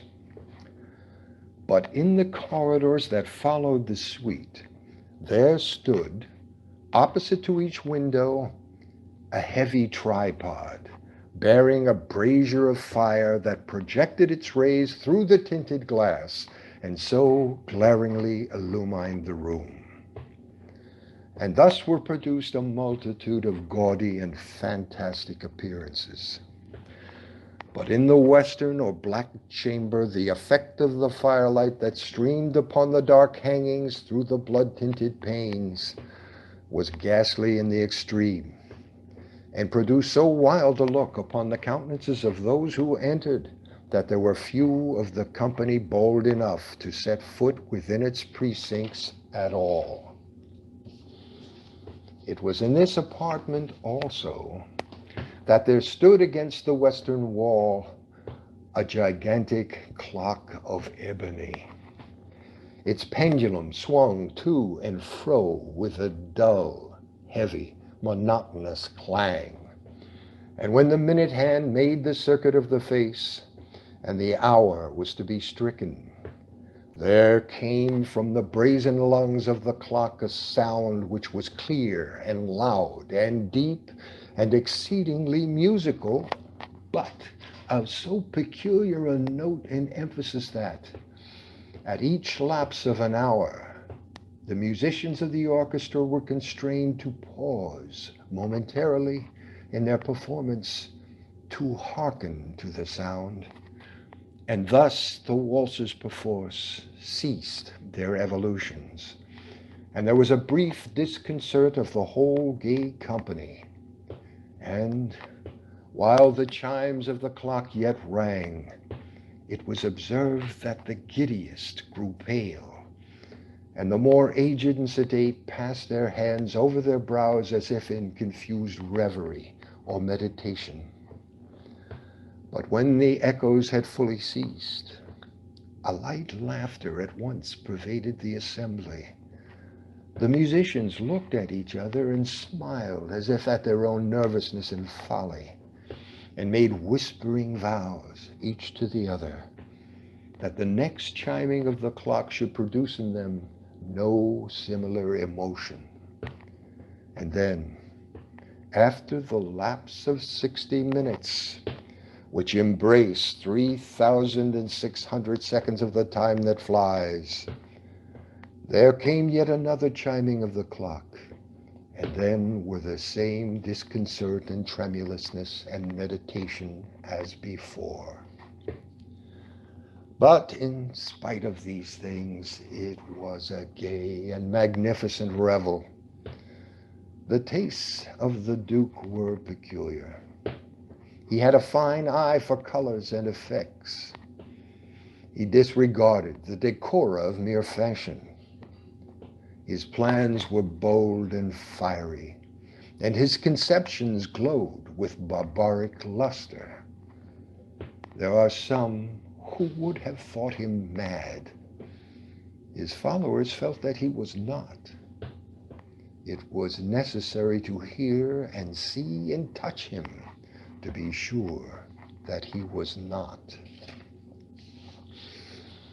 He had directed in great part the movable embellishments of the 7 chambers upon occasion of this great fete, and it was his own guiding taste which had given character to the masqueraders. Be sure they were grotesque. There were much glare and glitter and piquancy and phantasm, much of what has been since seen in Hernani. There were arabesque figures with unsuited limbs and appointments. There were delirious fancies, such as the madman fashions.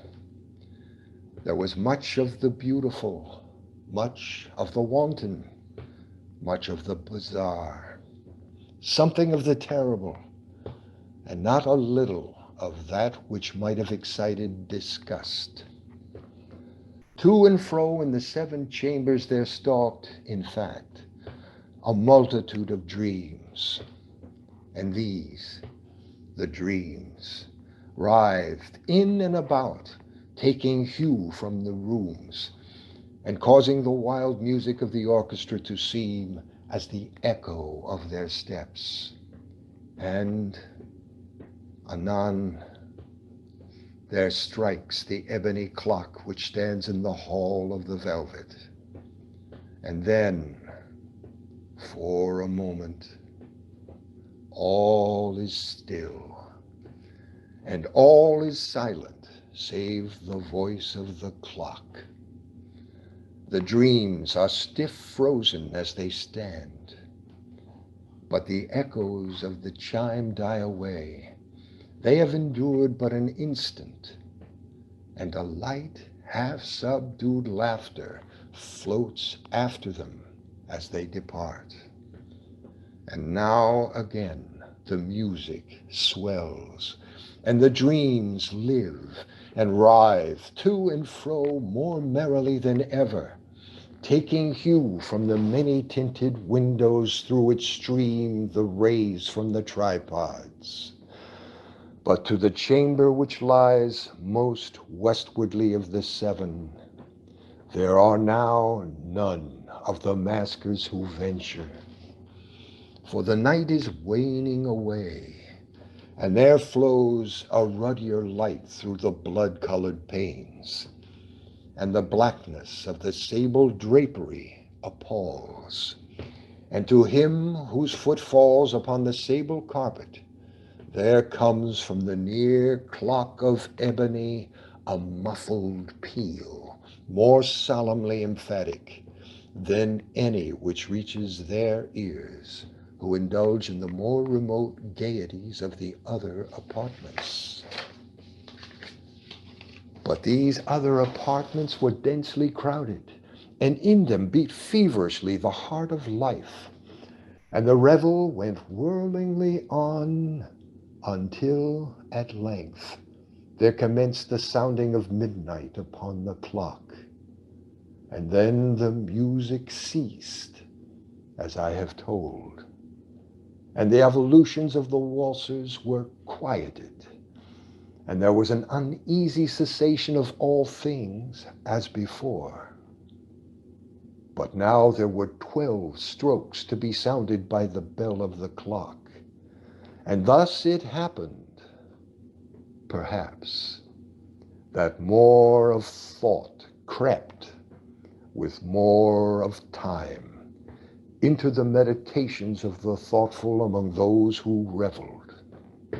And thus, too, it happened, perhaps, that before the last echoes of the last chime had utterly sunk into silence, there were many individuals in the crowd who had found leisure to become aware of the presence of a masked figure which had arrested the attention of no single individual before.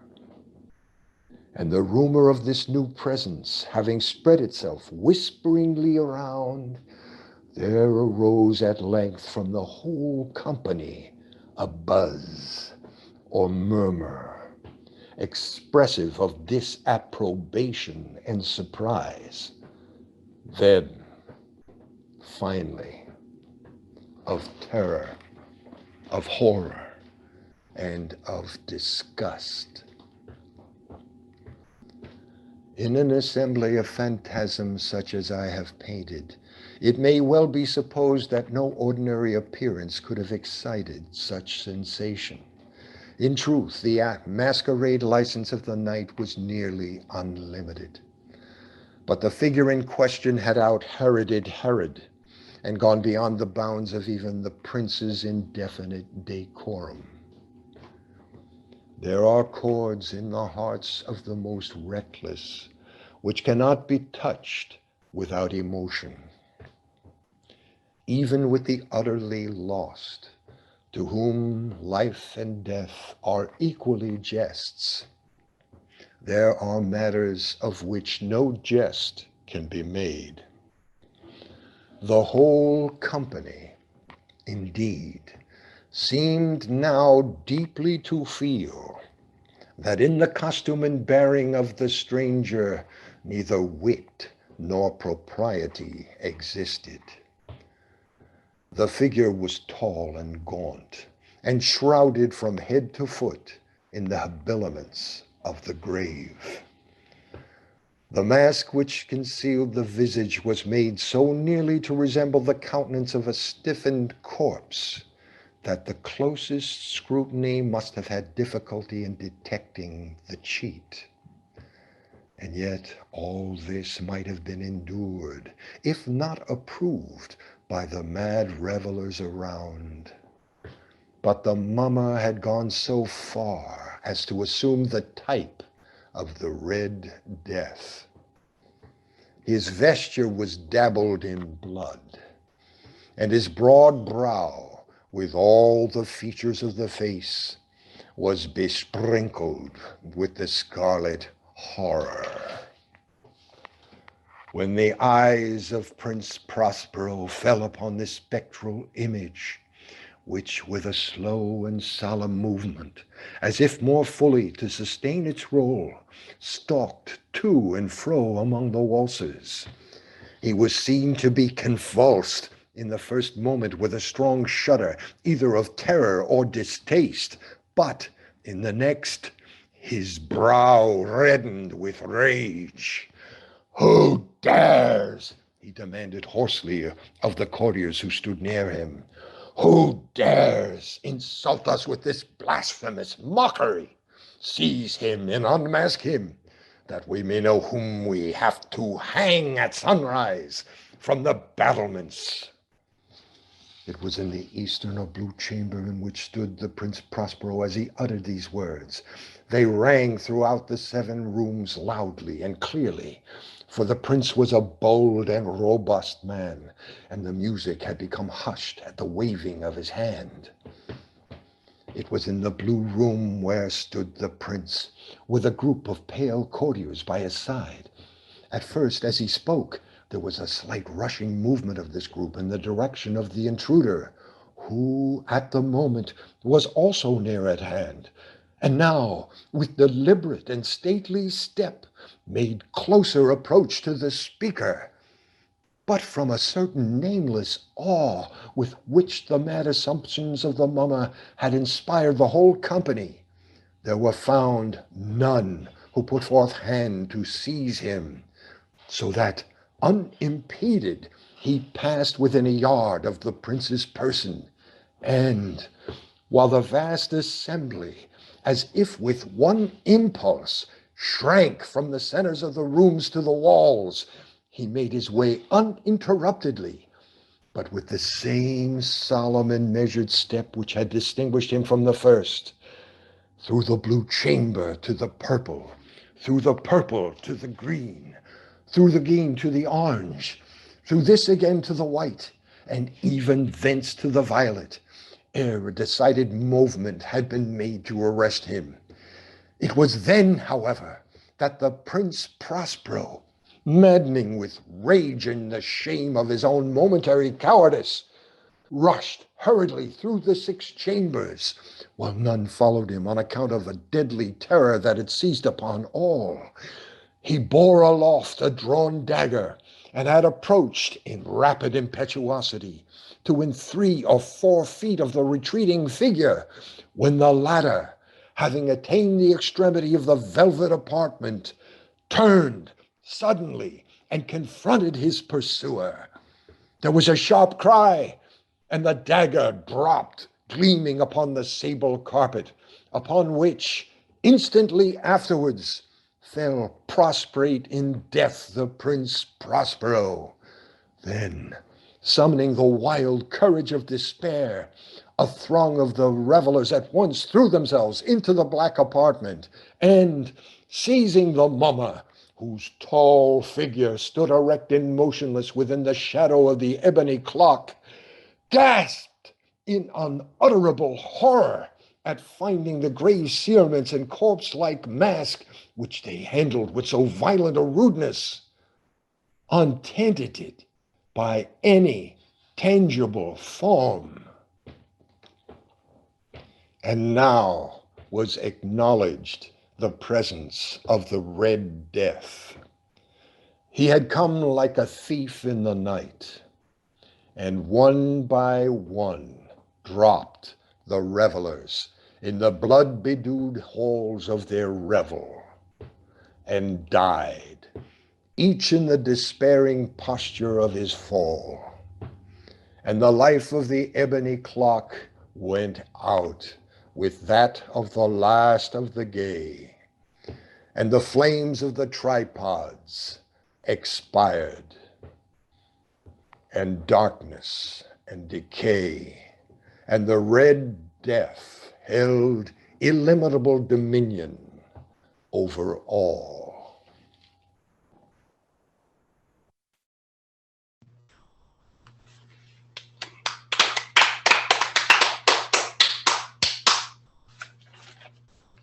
That was really excellent, Mike. Thank you so much. And thank everybody who's here for having wonderful concentration powers that's going to help us change the world. We now have 2 for 1. We have Rick Sanders right here reciting To the River, and he will be immediately followed on the same tape by our wonderful, beautiful soprano who we've heard already, Lisa Bryce, and Margaret Greenspan on piano, playing Fred Haight's original composition, which he created based on this poem. So please, let's hear this. To the river, fair river, in thy bright, clear flow of crystal wandering water, thou art an emblem of the glow of beauty, the unhidden heart, the playful maziness of art in old Alberto's daughter. But when within thy wave she looks, which glistens then and trembles, why then the prettiest of brooks her worshipper resembles. For in his heart, as in thy stream, her image deeply lies, his heart which trembles at the beam of her soul-searching eyes.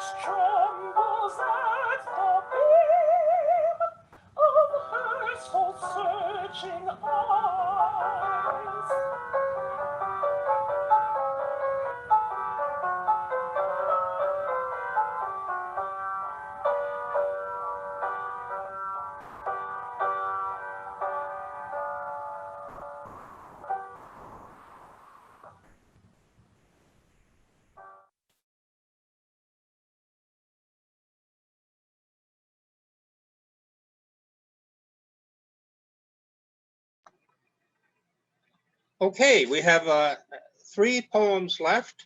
I want to introduce our old friend, Joe Jennings.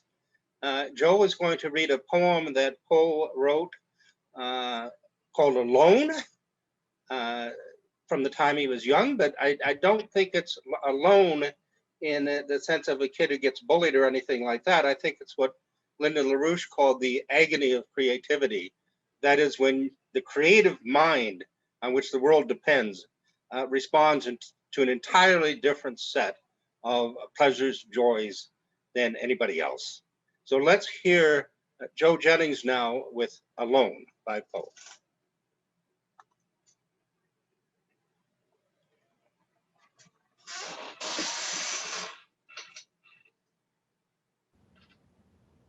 From childhood's hour I have not been as others were. I have not seen as others saw. I could not bring my passions from a common spring. From the same source I have not taken my sorrow. I could not awaken my heart to joy at the same tone. And all I loved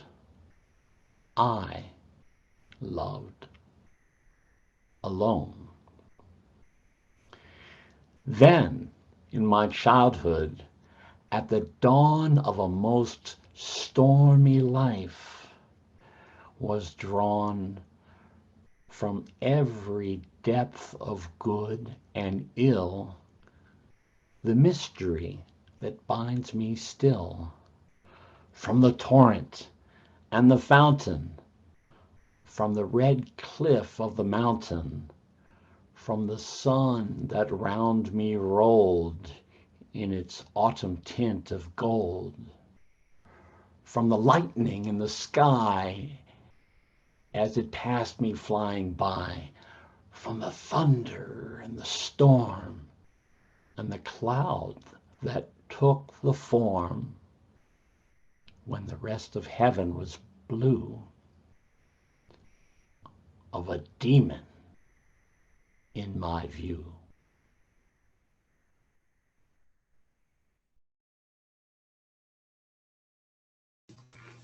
Thanks, Joe.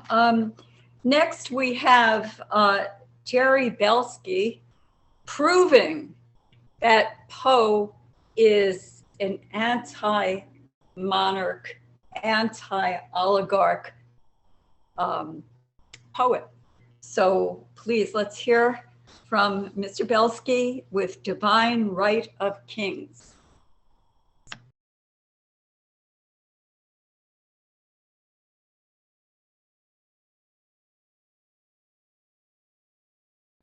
The Divine Right of Kings.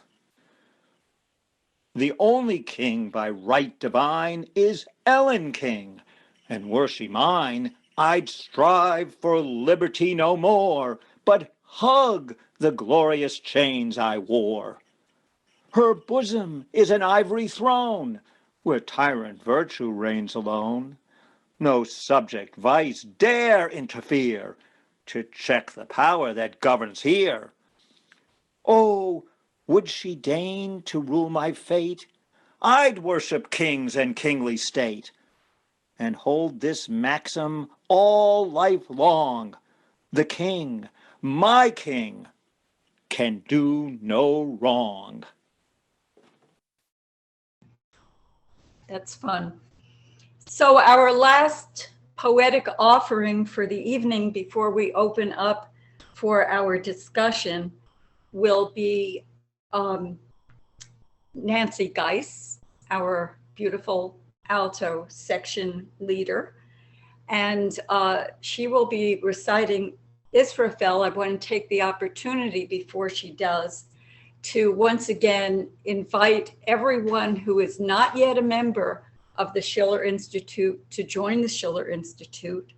And also, if you love music, you should join our chorus, which has been forced into a situation of doing a lot of virtual work so that people all around the country and even parts of the world have been able to participate in the Schiller Institute New York City Chorus, which is currently working on a number of African American spirituals, as well as we have been working on the Missa Solemnis, and we have presented portions of that virtually.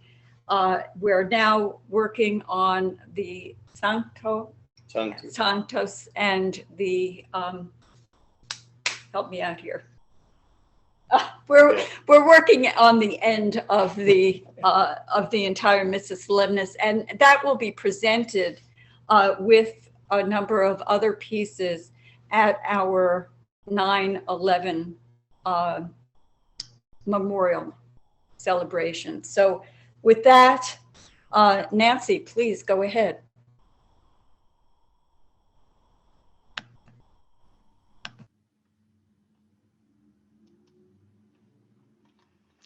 Israfel by Edgar Poe. There's a quotation at the beginning of this poem from the Quran, and it goes, "And the angel Israfel, whose heartstrings are a lute, and who has the sweetest voice of all God's creatures. In heaven a spirit doth dwell, whose heartstrings are a lute. None sings so wildly well as the angel Israfel, and the giddy stars, who legends tell, ceasing their hymns, attend the spell of his voice, all mute. Tottering above in her highest noon, the enamored moon blushes with love, while to listen, the red levin, with the rapid Pleiads even, which are 7, pauses in heaven. And they say, the starry choir and the other listening things, that Israfeli's fire is owing to that lyre by which he sits and sings, the trembling living wire of those unusual strings. But the skies that angel trod, where deep thoughts are a duty, where love's a grown-up god, where the hoary glances are imbued with all the beauty which we worship in a star, therefore thou art not wrong, Israfeli, who despisest an unimpassioned song. To thee the laurels belong, best bard, because the wisest. Merrily live and long. The ecstasies above with thy burning measures suit, thy grief, thy joy, thy hate, thy love, with the fervor of thy lute. Well may the stars be mute. Yes, heaven is thine, but this is a world of sweets and sours. Our flowers are merely flowers, and the shadow of thy perfect bliss is the sunshine of ours. If I could dwell where Israfel hath dwelt, and he where he might not sing so wildly well a mortal melody, while a bolder note than this might swell from my lyre within the sky.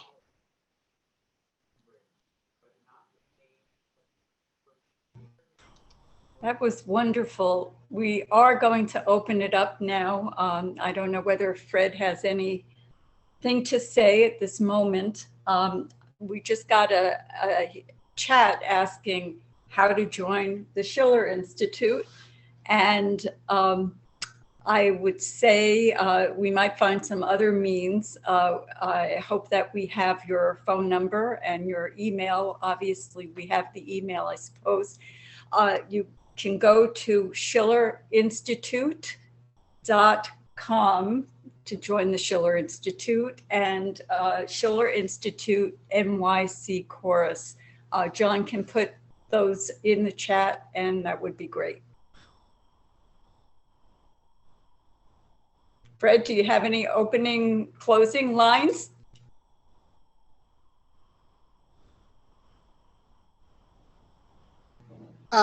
No, I wish to thank everybody who did such a tremendous job. I mean, everybody really worked in this, and I think it was very successful, and I think it's a great beginning. I think I've seen a couple notes posted from friends of ours in Ibero-America who are already talking about Poe and his influence down there. I think that is something to be discovered. I think we're going to find, as Dean and others have, and as Jacques has, that Poe was very, very well known around the world, not just to the French in South America. I've traced some of the music down there. This very same fellow, Gottschalk, went down to Brazil and participated through his music in the patriotic movement there.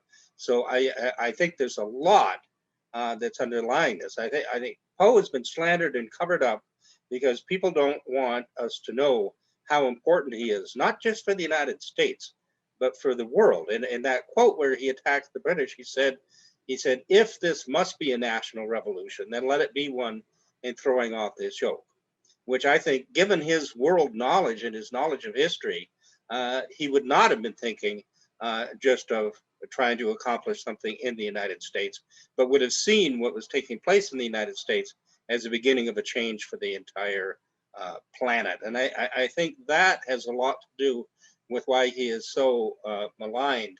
And I wish to just point out one last thing. David Shaven, who comes up with incredible research, found a letter from President James Garfield as soon as he got into office, inviting a Dr. Moran, who had been Poe's personal physician.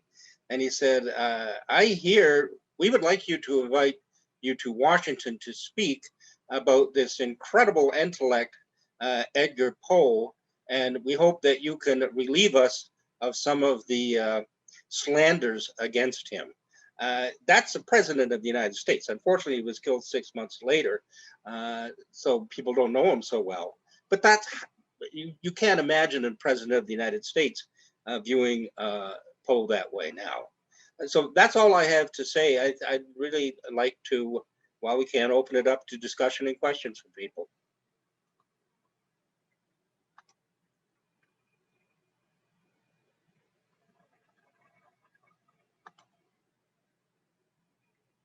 I just got a note from our technical advisor that we do still have 15 minutes for discussion, so don't hold back. We'd like to know your thoughts. And I guess the best way to do it is by the Zoom show hand thing, or just jump in.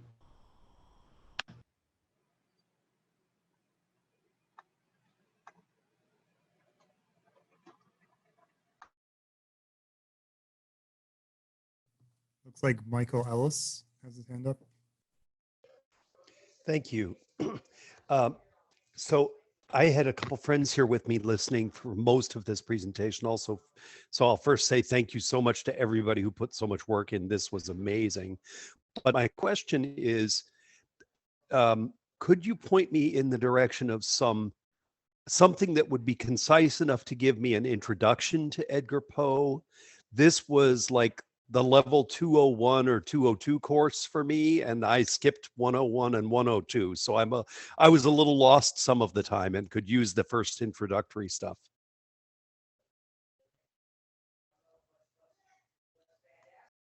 Well, I would say we're going to do more of this, and we should be in dialogue with you directly, personally. But in addition to that, just enjoy yourself reading his poems and his stories and essays, and reach out to others to read out loud together, which is always very helpful to do these kinds of things in a social environment.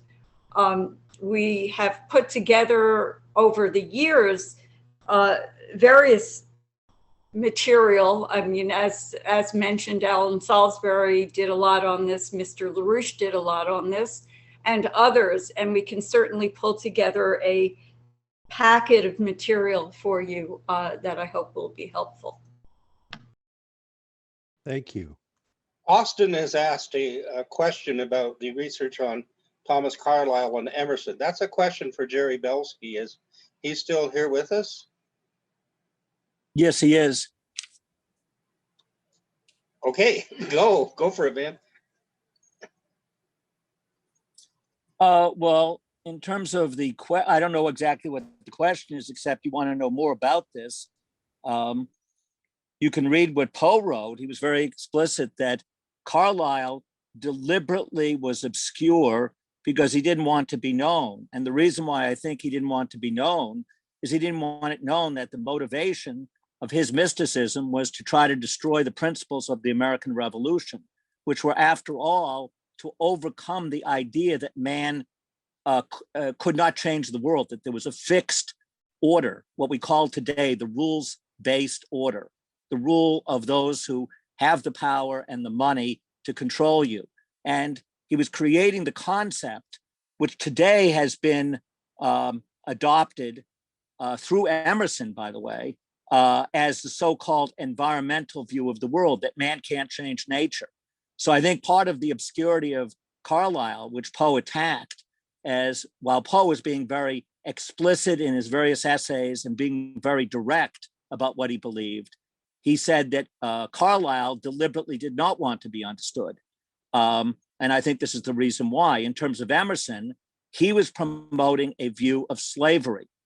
At the same time, he was ostensibly attacking the slavery of Blacks in the United States. He was actually promoting a form of slavery because both Carlyle and Emerson opposed the concept of the American system, that the government should promote industrial growth and scientific discovery, which required the creative powers of the mind. So if they were trying to destroy those creative powers, it was through hatred of mankind. And I think that's what Poe was pointing to in the story Ligeia, a form of self-love, but hatred of humanity.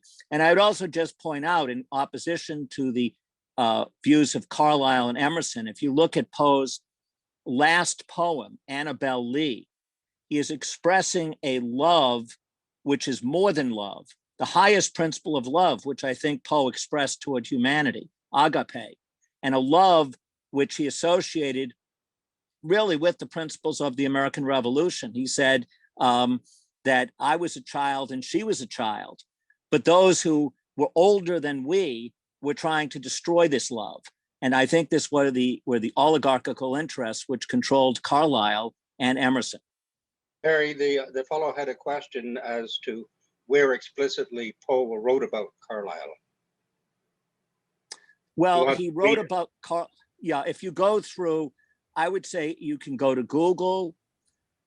He wrote about Carlyle in various essays in the magazines like Graham's Magazine, or what was called Marginalia, which was a series of comments and critical comments on various people. And you can read them. They were scattered throughout his writings, where he directly attacked Carlyle in his reviews. He did the same thing with Emerson.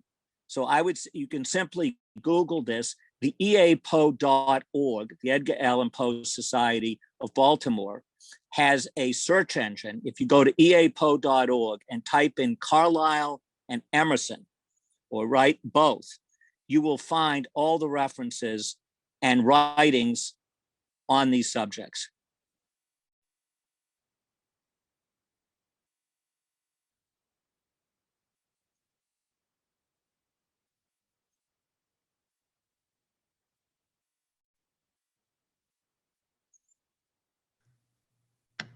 Okay. Job has had his hand up. Somebody speak. Yes. What I was going to say wasn't much of a question, so I decided to decline to state what it was. I'll just put it in the comments.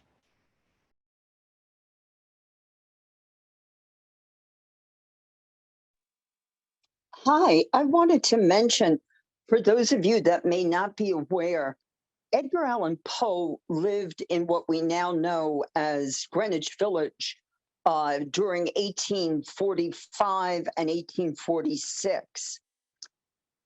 That row house where he lived, the facade of it has been replicated at Sullivan Street, where now stands Furman Hall, which is part of NYU Law School. In that building on the lower level at Furman Hall is the Edgar Allan Poe room. I highly commend it for your attention should you be in the village and want to swing by and see some fascinating artifacts of Poe's life that have been preserved. In addition, the law school, in concert with the community, hosts twice a year an Edgar Allan Poe night at the law school and a community fellowship and get together thereafter. Both are marvelous events. I've had the pleasure of performing and presenting at many of them.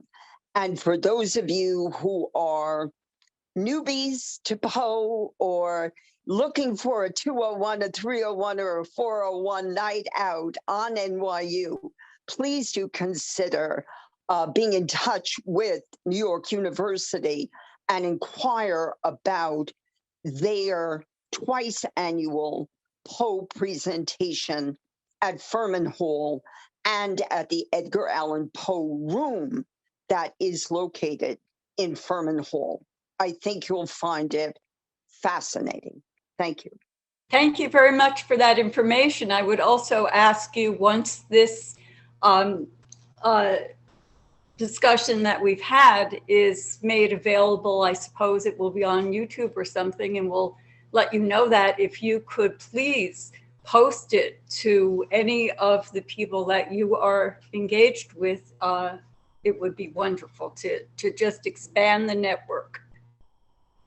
Matt, did you have a question? Thank you.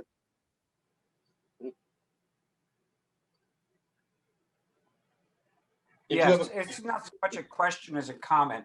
It's in the chat already that Thomas Carlyle is the man who did a translation into English of Friedrich Schiller's writings. These are like, many of the other British Oxbridge translations, meant to, as much as possible, control the discussion about the ideas that the poet had, just like their translations of Plato and so on. He also wrote a 3-volume set on the French Revolution, carefully obscuring the role of British intelligence, the British ownership of Robespierre, and so on. He's a really scummy character.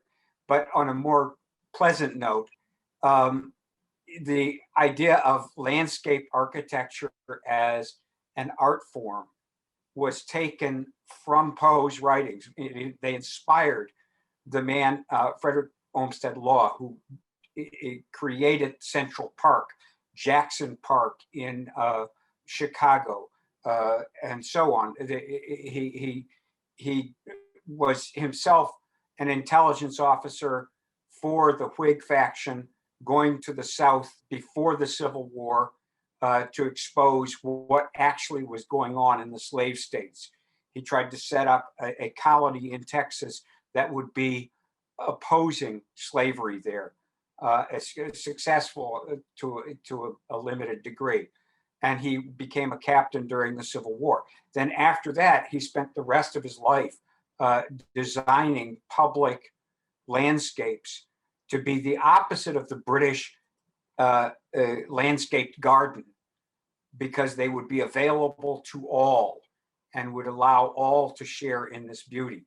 He also, unfortunately, where it's gone since, he designed the first suburban city in the United States prior to his retirement and demise. That's all.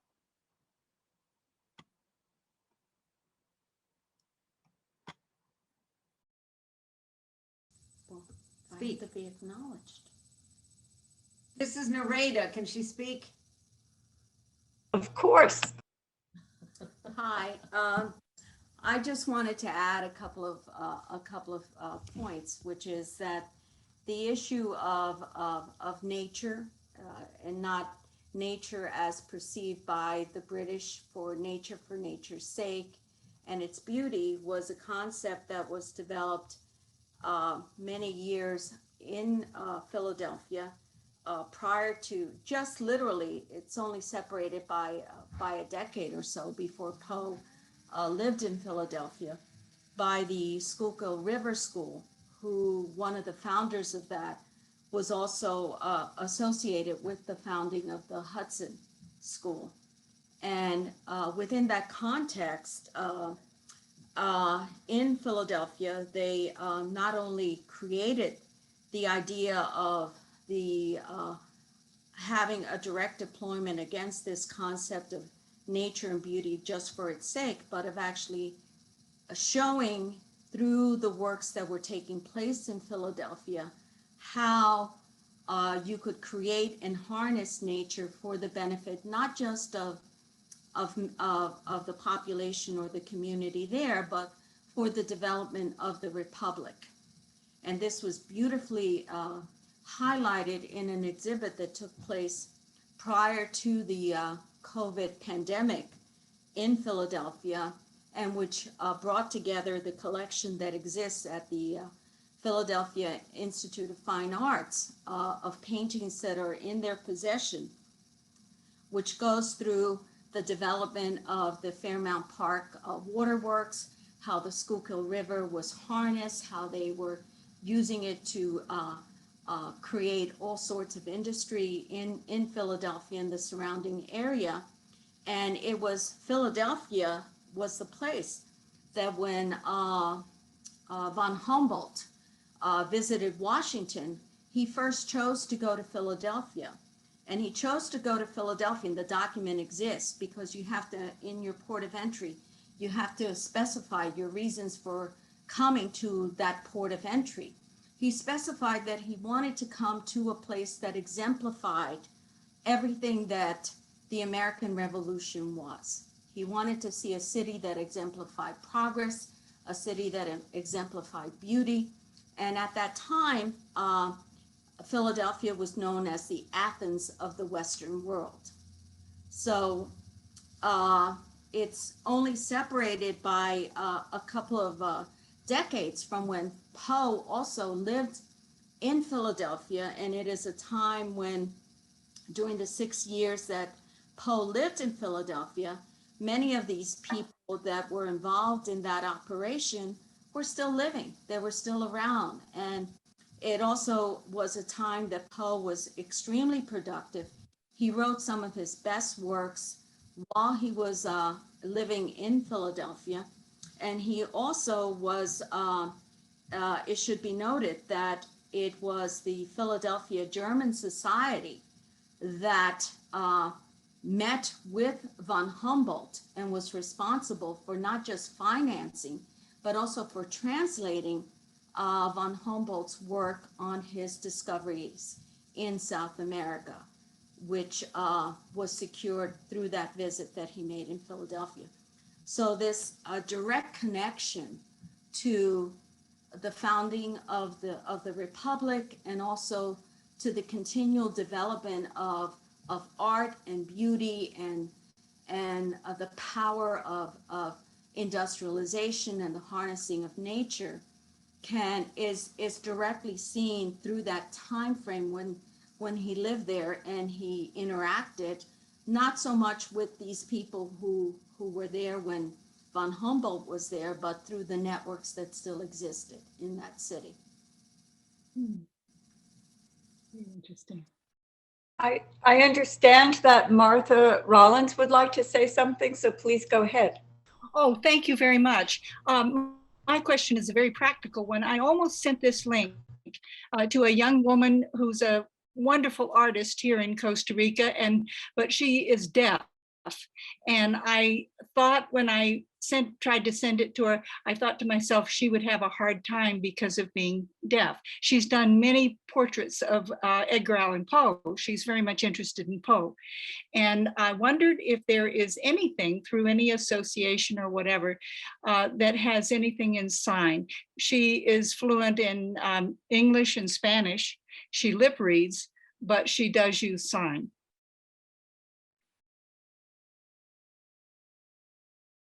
Well, I'm very interested to know about her artwork. And I really don't know the answer to that question. I don't know if anybody else does, but our presentations, of course, you can't read the music, although it has been told that you can put your hand on where the music is coming from and be able to really hear it in your mind. But these presentations will be available, I believe, in writing. And as I said before, we have some older works that have been done in writing. Also, for her, you might be interested to know that we have a few people who've done some really wonderful work on the Hudson School. So it will be possible for us somehow to communicate, and perhaps somebody online here or who knows somebody might know somebody who does do sign, who can work with us on this. Thank you very, very much. And it's an aside, but I've taken her to the symphony, and she's able to, the vibrations on the seat of her chair, she loves the symphony, and she plays steel guitar. So great, thank you so much. These presentations of ours are usually posted on YouTube, and YouTube does have closed captioning, but unfortunately, the translation is usually done by a computer. Once in a while you can tell what someone's saying, but otherwise it sounds like Gertrude Steiner or something. So that's all. But if you're starting a new magazine called There's a way where you could caption your own videos. What? Oh. Yeah, you could caption your own videos. Oh. Well, if you can send that information along to the address that came up for the Schiller Institute NYC Chorus, I'm sure somebody would love to talk to you about that. Wonderful. Yeah, that's great. And then there is a new magazine being started called Leonora, and I think that there will probably be articles on Poe in the coming issues too. Thank you very much.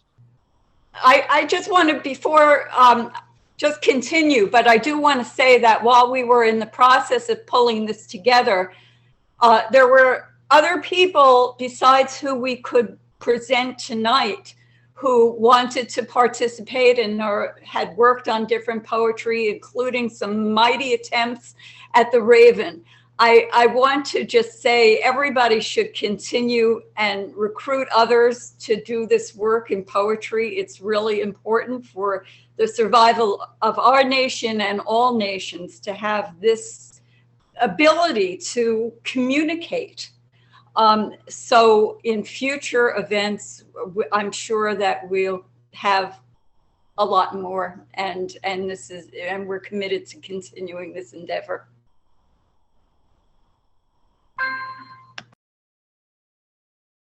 Richard Burden has his hand up.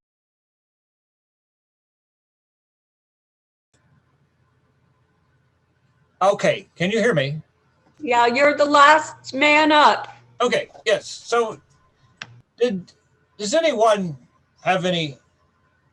know anything about the context in which Edgar Allan Poe wrote El Dorado? That little short poem is included in a box at the end of Allen Salisbury's The Lost Soul of America in EIR. I think Narita has something to say about that. Who? I think Narita has something to say about that. Okay. I think lots of people have things to say about that. Okay. But Narita wants to go ahead. You're first. Okay. What I and other people who've made an attempt to do the poem and memorized it had different viewpoints on what Poe was doing with this. My approach when I was memorizing the poem and recording it was that Poe was by using the knight, and the knight is a very important figure that Poe used, and I make the connection between that knight and another knight that we have encountered in literature, where an obsession with something, an idea, or a quest becomes something that can create the downfall and of an individual. And when I was writing about it, I was thinking not only of what was going on in South America and the idea of the mythology that was created, because El Dorado is one of the most enigmatic poems that Poe wrote, as short as it is, but he wrote it towards the end of his life. He was making an attempt to polemicize against the deadly effects of what an obsession can have on the human soul and on a person's abilities to go beyond himself, and how destructive that can be. So that was my approach when I was doing the poem. but I think that there's an opportunity for other interpretations. That was just one approach that I took of it, and also the importance of it for discoveries that were made in South America, where the myth of El Dorado was used. And I mean, think of it this way. I mean, if someone approached you, and not everybody had an expedition that was funded by the king, if someone approached you and said, oh, let's go on this expedition where we're all going to die and we're going to have to go through jungle, et cetera, let's sign up for that. Not too many people would do that. But if you went to a group of people and you said, I have a map, and in this map, I can guarantee you that we're going to find El Dorado and we're going to be rich, okay? I can guarantee you that that expedition would have a lot of people signing up for it, okay?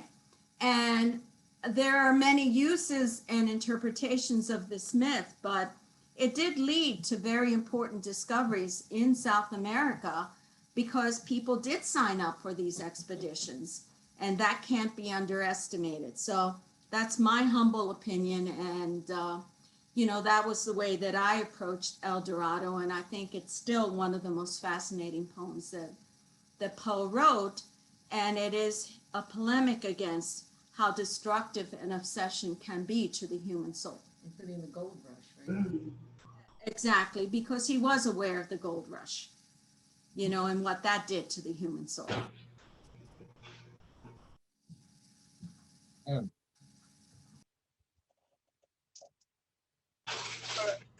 Of course, living in the space age, I also noticed that line about the mountains of the moon, and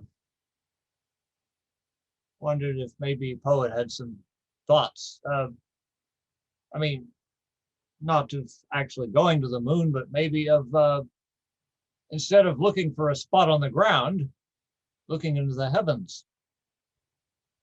Can I be heard? Yes. Yes. Oh, good. I think Richard hit it on the head right there. And Poe studied his John Herschel drawings and etchings of what was coming across in the 1830s and 40s. Certainly he was aware about mountains on the moon, not speculation. Down the Valley of the Shadow certainly is, I think, the Valley of the Shadow of Death. So ride boldly, ride if you seek for El Dorado. Certainly puts this thing above what he knew was the gold obsession of the time into matters of science and fighting for your soul, for your immortality of your soul.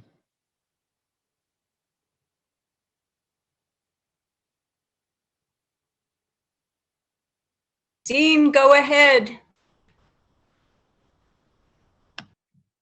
You have to unmute, Dean.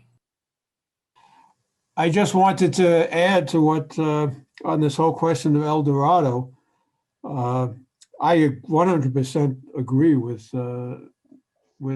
narrator in terms of the, you know, the Poe's intention with this poem. And there is a direct relationship with the gold rush, because the gold rush was precisely at that moment when he wrote the poem.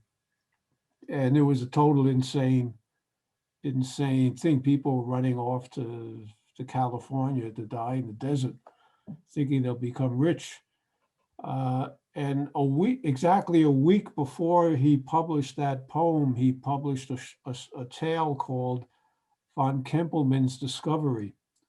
And it was written as a news story of a man in Germany who had discovered the way to make lead into gold.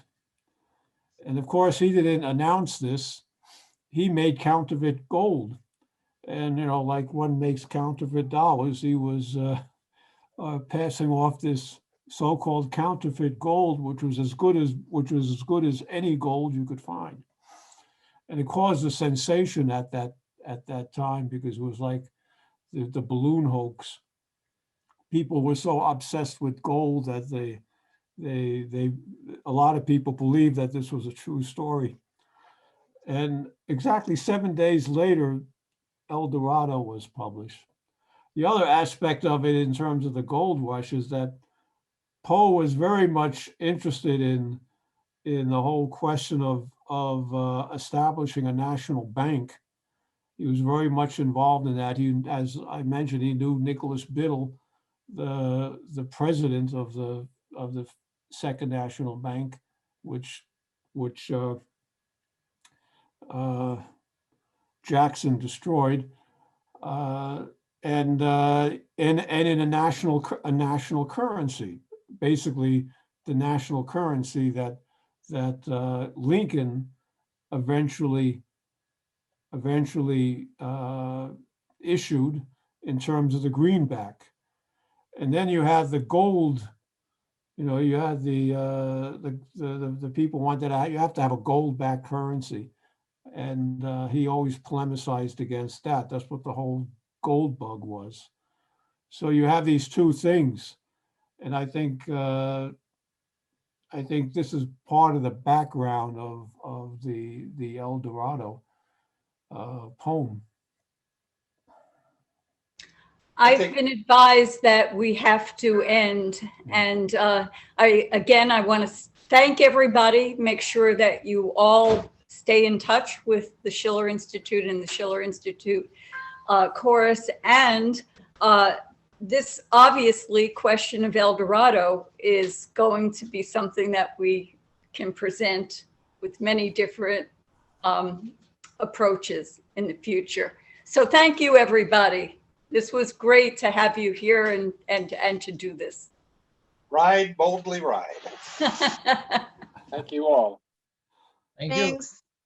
It was great.